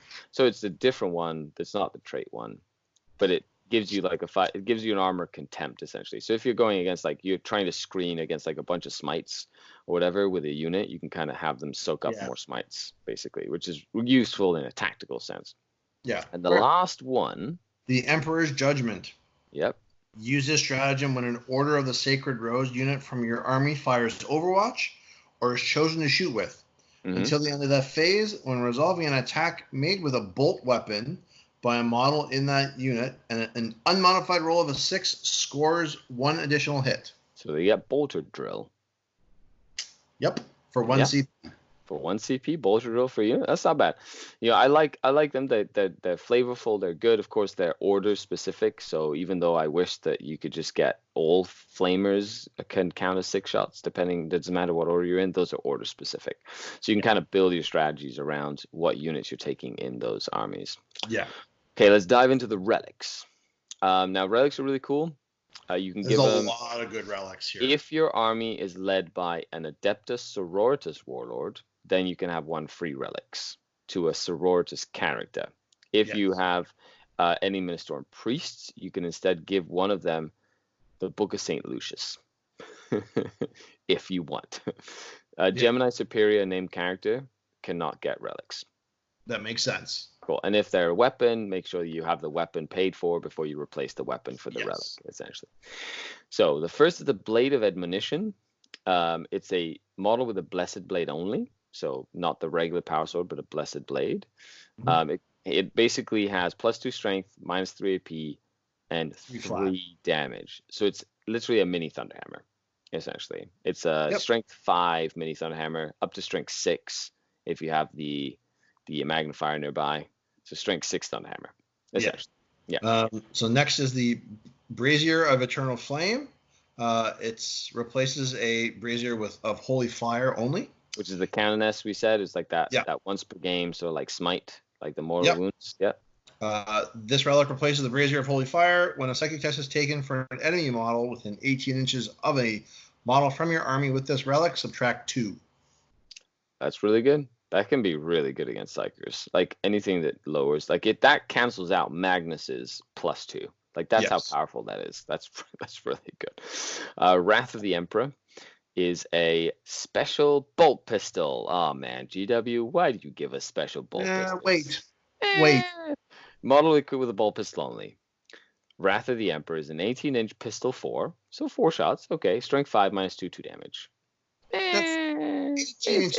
It's a fancy bolt pistol. It is. Okay. Yeah, I get it. I understand it. Am I going to use a fancy bolt pistol when I can take other stuff? Probably not. Am I going to take it when I'm playing my friends and I just want to play Relic I've never played forever and just like shoot people with a pistol a lot just for fun? Yeah, sure. Right. Next is Litanies of Faith. This, I think, will be one of the auto takes a lot of armies will use. Yeah. Once per turn, if a model from your army with this relic is on the battlefield, when you gain a miracle dice, you can re-roll the dice. Okay, so if you need 6s, you can get 6s. If you need 1s, you can get 1s. Yeah. Or it's easier for you to get that. Okay, yes. That's good. The Mantle of Ophelia. The Litanies of Faith is ones that have been around forever. The Mantle of Ophelia, canoness only, has a 3-up invulnerable save. So it's a relic storm shield, essentially. So if you want to keep your character alive longer, they can be really annoying with a 3-up save. Yeah. Yes, they can. Okay, I'm going to try and pronounce this, but... Triptych. Triptych of the Matriarch Crusade. Mm-hmm. So when a model with this relic loses a wound they gain a 5-up, feel no pain. Okay, so 5 feel no pain relic. That's pretty cool. You know, I personally I prefer the 3-up invul, but if you like a killy character that's survivable, and they have lots of mortal wounds, you might want to go for the 5-up. You know, ignore wounds. Casket of Penance. Order of the Valorous Heart only. So this is a order only relic. Yeah, order specific. Yeah, so Valorous Heart is the one that you're going to be seeing everywhere. Remember, minus AP, minus 1 AP is ignored. Subtract 1 from the toughness characteristic of enemy units whilst they're within 1 inches of... Wow! That is strong! Subtract 1 from the toughness, so you have to be in combat with them, but that means that you can combine that with the +1 strength and, and... The +1 to damage. Or +1 to wound. Is that from Valorous Heart too? The +1 to wound. I don't think that's no. But that gives you pretty much the same sort of thing, except that's actually not bad. Like can be surprisingly strong if you know how to use it, even though it's on one model. So sadly, it's on one model. Has to be close. So the only thing that makes this not good is that the aura is 1 inch. However, the effect can be super strong. Could be really good in a pinch. Okay, next, another I think auto take is the Book of St. Lucius. Yeah, add 3 inches to the range of aura abilities of a model with this relic. Yep. Yeah, so just so your priest, that's the only one you can give a priest, right?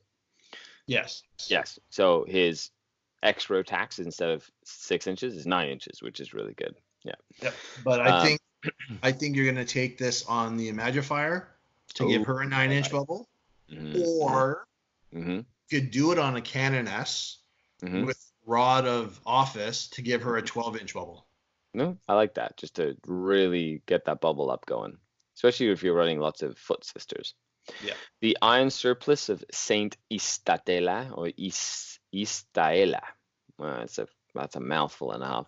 A model with this relic has a save of 2+, so it gives it Artificer armor. In addition, when resolving an attack made against this model, an unmodified rune roll of a 1, 2, or 3 always fails. That makes her really tough to kill. Little toughness 3 model. Especially with toughness 3. Yeah, she's only toughness 3. She has transhuman physiology, but for toughness 3, which is awesome. So think about this one: Valorous Heart, ignoring up to -2. Yeah. 2-up save. Yeah. Only being wounded on force. Yeah. Yeah, okay. I could see that being really annoying to get rid of. And then if she dies, you bring her back by sacrificing a miracle die. She comes back with 1 wound. And then she dies, so you get 3 command points back. Yeah. And you get a miracle dice because she's a martyr. Yeah. Oh, so funny. Okay. I'm just loving all the cool little combos that we're seeing. So it's great. So next is Martyr's Vengeance. Yeah. This is an order specific, so it's Order of Our Martyred Lady. Yeah. It's equipped with an Inferno pistol. Yeah. So it's range 12, pistol 1, strength 9, -4, D6, and you roll 2 dice when inflicting damage, discarding 1 of them. So there's a strength 9 Melta pistol, so that's good because that's wounding knights on 3s.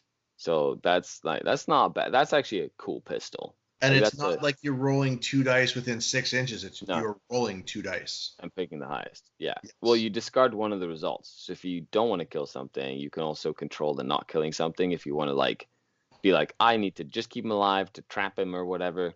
Yeah, fair. Super tech right there. That's the wording. Okay. Annunciation of the Creed. This is the Ebon Chalice, so it is a order-specific one. Model equipped with the Condemner bolt gun only. That's the bolt gun that does mortal wounds to Psychers. Or no, becomes damage D3 to Psychers or something.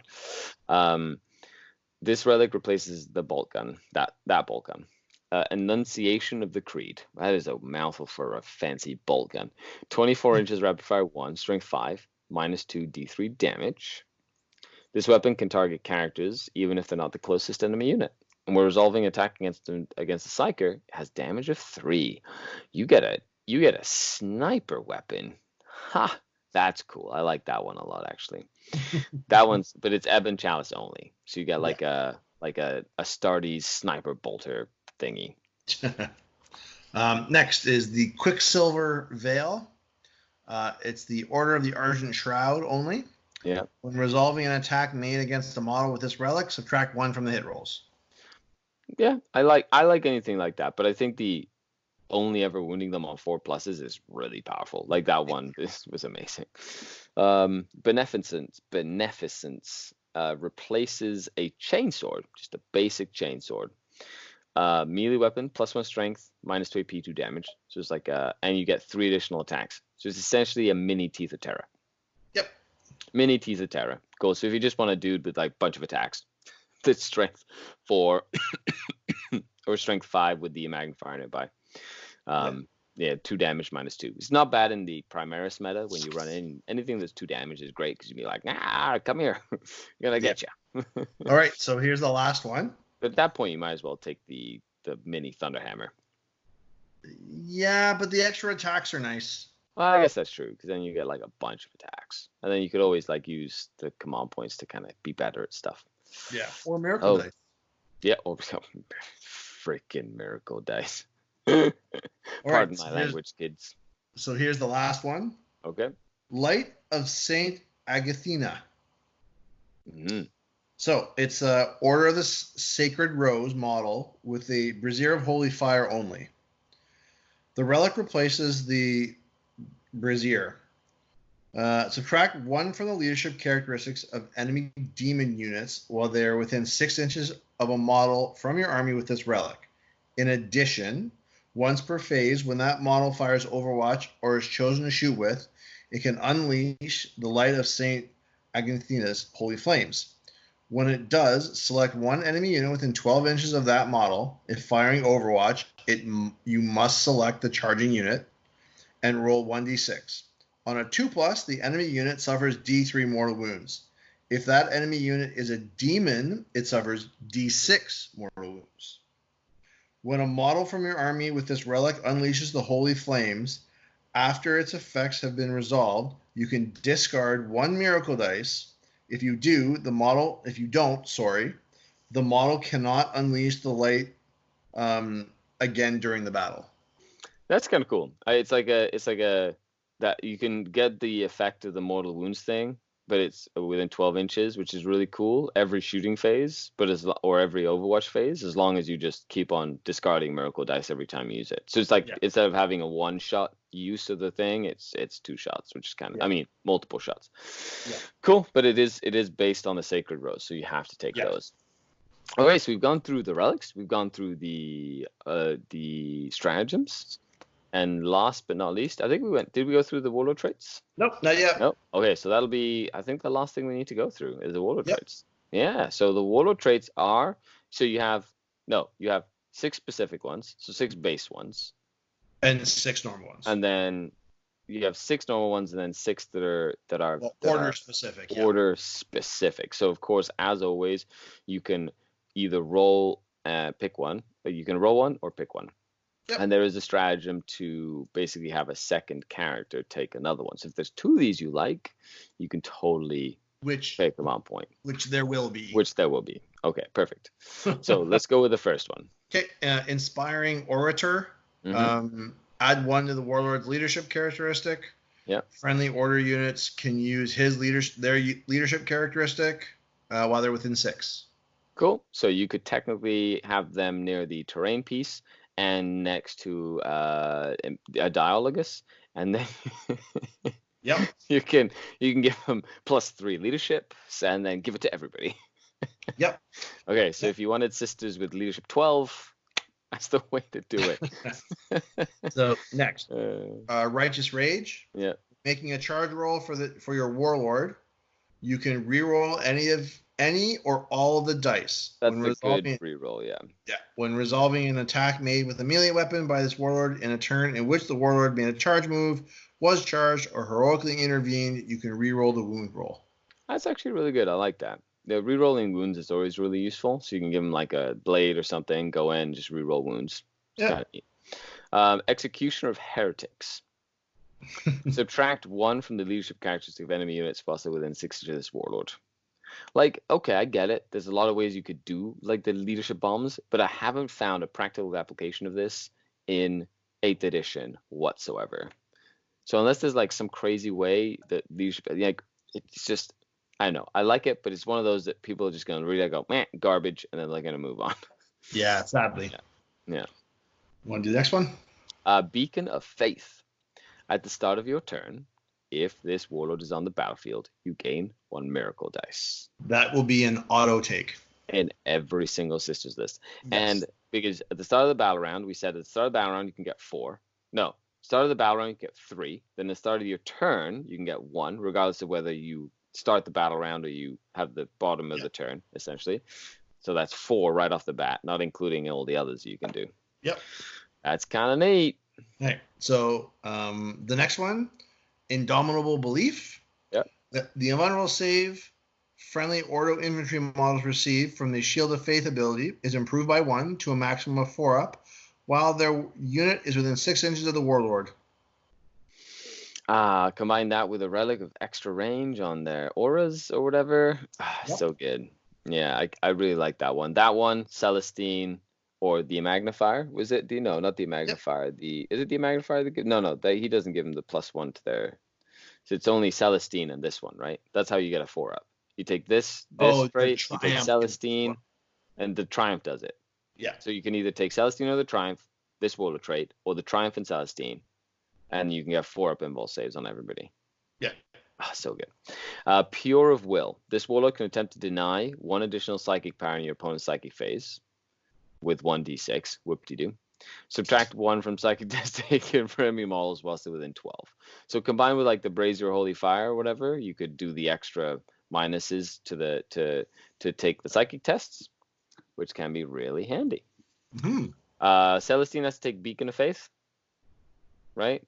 Yeah. Junith has to take Inspiring Orator, Yep. and Triumph has to take Pure of Will. Cool. Yeah. So if you take any of the named characters as your warlord traits, they have to be the fancy warlord traits that have nothing to do and are useless. Okie dokie. on to the order specific ones. Okay, to you've wrap got, it up. Martyred Lady. It's called Shield Bearer. Yeah. Add 1 to the wound characteristic of the warlord. Improve the warlord's save characteristic by 1 to a maximum of 2 up. Cool. So extra save +1 wound, not bad. The Valorous Heart, of course, you can see these guys all the time. When this warlord would lose a wound, 5 up, wound is not lost. Wait. So you can make them, you can only wound me on 4s. I have a 2-up save. I ignore AP 1 and 2. And I 5 up, I ignore saves. Then if you kill me, I come back with 1 to 3 wounds based on how many miracle dice I have available. And if you kill me again, I bring back command points. Yes. And I get a miracle dice. Okay. Awesome. Yeah. So there is Order of the Bloody Rose. It's called Blazing Ire. Add 1 to the characteristic of this warlord. The warlord can charge in a turn in which they advanced. Cool. Yep. If you want a choppy character. Yep. Order of the Ebon Chalice. If this warlord is on the battlefield, the miracle dice you gain at the start of the first battle round is a 6. Awesome. At the start of the first battle round, if your army is battle forged and this warlord is on the battlefield, you gain D3 command points. Oh, so you get a 6 miracle dice, start of the first battle round, and you get D3 command points. That is a very, very good warlord trait. It is. That would be worth it to just take a detachment just for that. I wish the rest of the Ebon Chalice was as good. You just take 1 model for that warlord trait. That's all. Yeah. D3 command points and a 6 miracle dice you can use anytime in the game as a Every 6. time it's alive, yeah. So the next one, Order of the Argent Shroud. It's every time. No, the first battle round. Sorry, what? What? Order of the. You continue. I completely just was like, I blurted out something from my mouth hole and it didn't make any sense. Okay, cool. Yeah. So it's Selfless Heroism for the Argent Shroud. Yep. This warlord can perform a heroic intervention if there are enemy units within 6 inches of them instead of 3. Yeah. And when doing so, they can move up to 6 instead of 3 when performing it. so long as they end their move closer to the nearest enemy model. In addition, if this warlord is charged or made a heroic intervention, they always fight first in the fight phase, even if they did not charge. If there are enemy units that have charged or have a similar ability, then alternate choosing units to fight with, starting with the player whose turn is taking place. I like this. I think 6-inch pilot, like heroics, are really good. They can catch people off guard. However, I will say, always having to fight first can be really bad sometimes when you're trying to be really tactical with who gets to fight first, because sometimes you do not want your character to fight first, because if they fight first, they're going to be terribly out of position, or another unit's going to get murdered, or like you sometimes don't want them to have to fight first. Order of the Sacred Rose, this is the last one. Light of the Emperor. When you perform an act of faith for this warlord, gain 1 miracle dice. You just gain 1, but you don't get that 1 on the 5+. You just gain 1 when they use an act of faith. Yeah, so it's like an auto. Yeah, when they perform an act of faith. Yeah. Okay, Evan. So that is the Sisters of Battle Codex. It is. Yeah. What is the what thing are you most excited to use? So I have a list that I've worked out on Battlescribe that has a brigade and a battalion.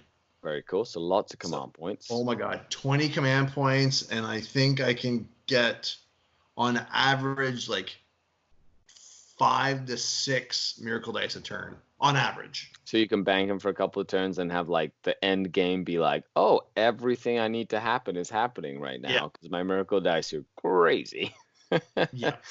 I'm really excited to try out the Sisters of Battle. I'm working with Hostile Galaxy. They're sending me a set of Sisters of Battle that has like 10 Arcoflagellants in it and like a unit of 6 Mortifiers and like a whole bunch of stuff. So I'm really excited about trying those on the table. And I feel like let us know what you cooked up after this review for Sisters of Battle. Let us know in the comments down below. But I want to thank Evan all the way from BC for coming in for the show. Thanks a lot, Evan. Thank you guys for watching the video and for liking, sharing, subscribing. A huge shout out to all the patrons of the channel, thanks to whom I get to do this sort of stuff. So if you'd like to support the channel, check the links in the description or down below. And also click that notification button. My son always says, you always tell them not to click you never tell them. So click that notification button. Don't be lazy. Okay. And that's it. I think that's it, Evan. I think we're done. Okay. Bye, everybody. Skari and Evan out.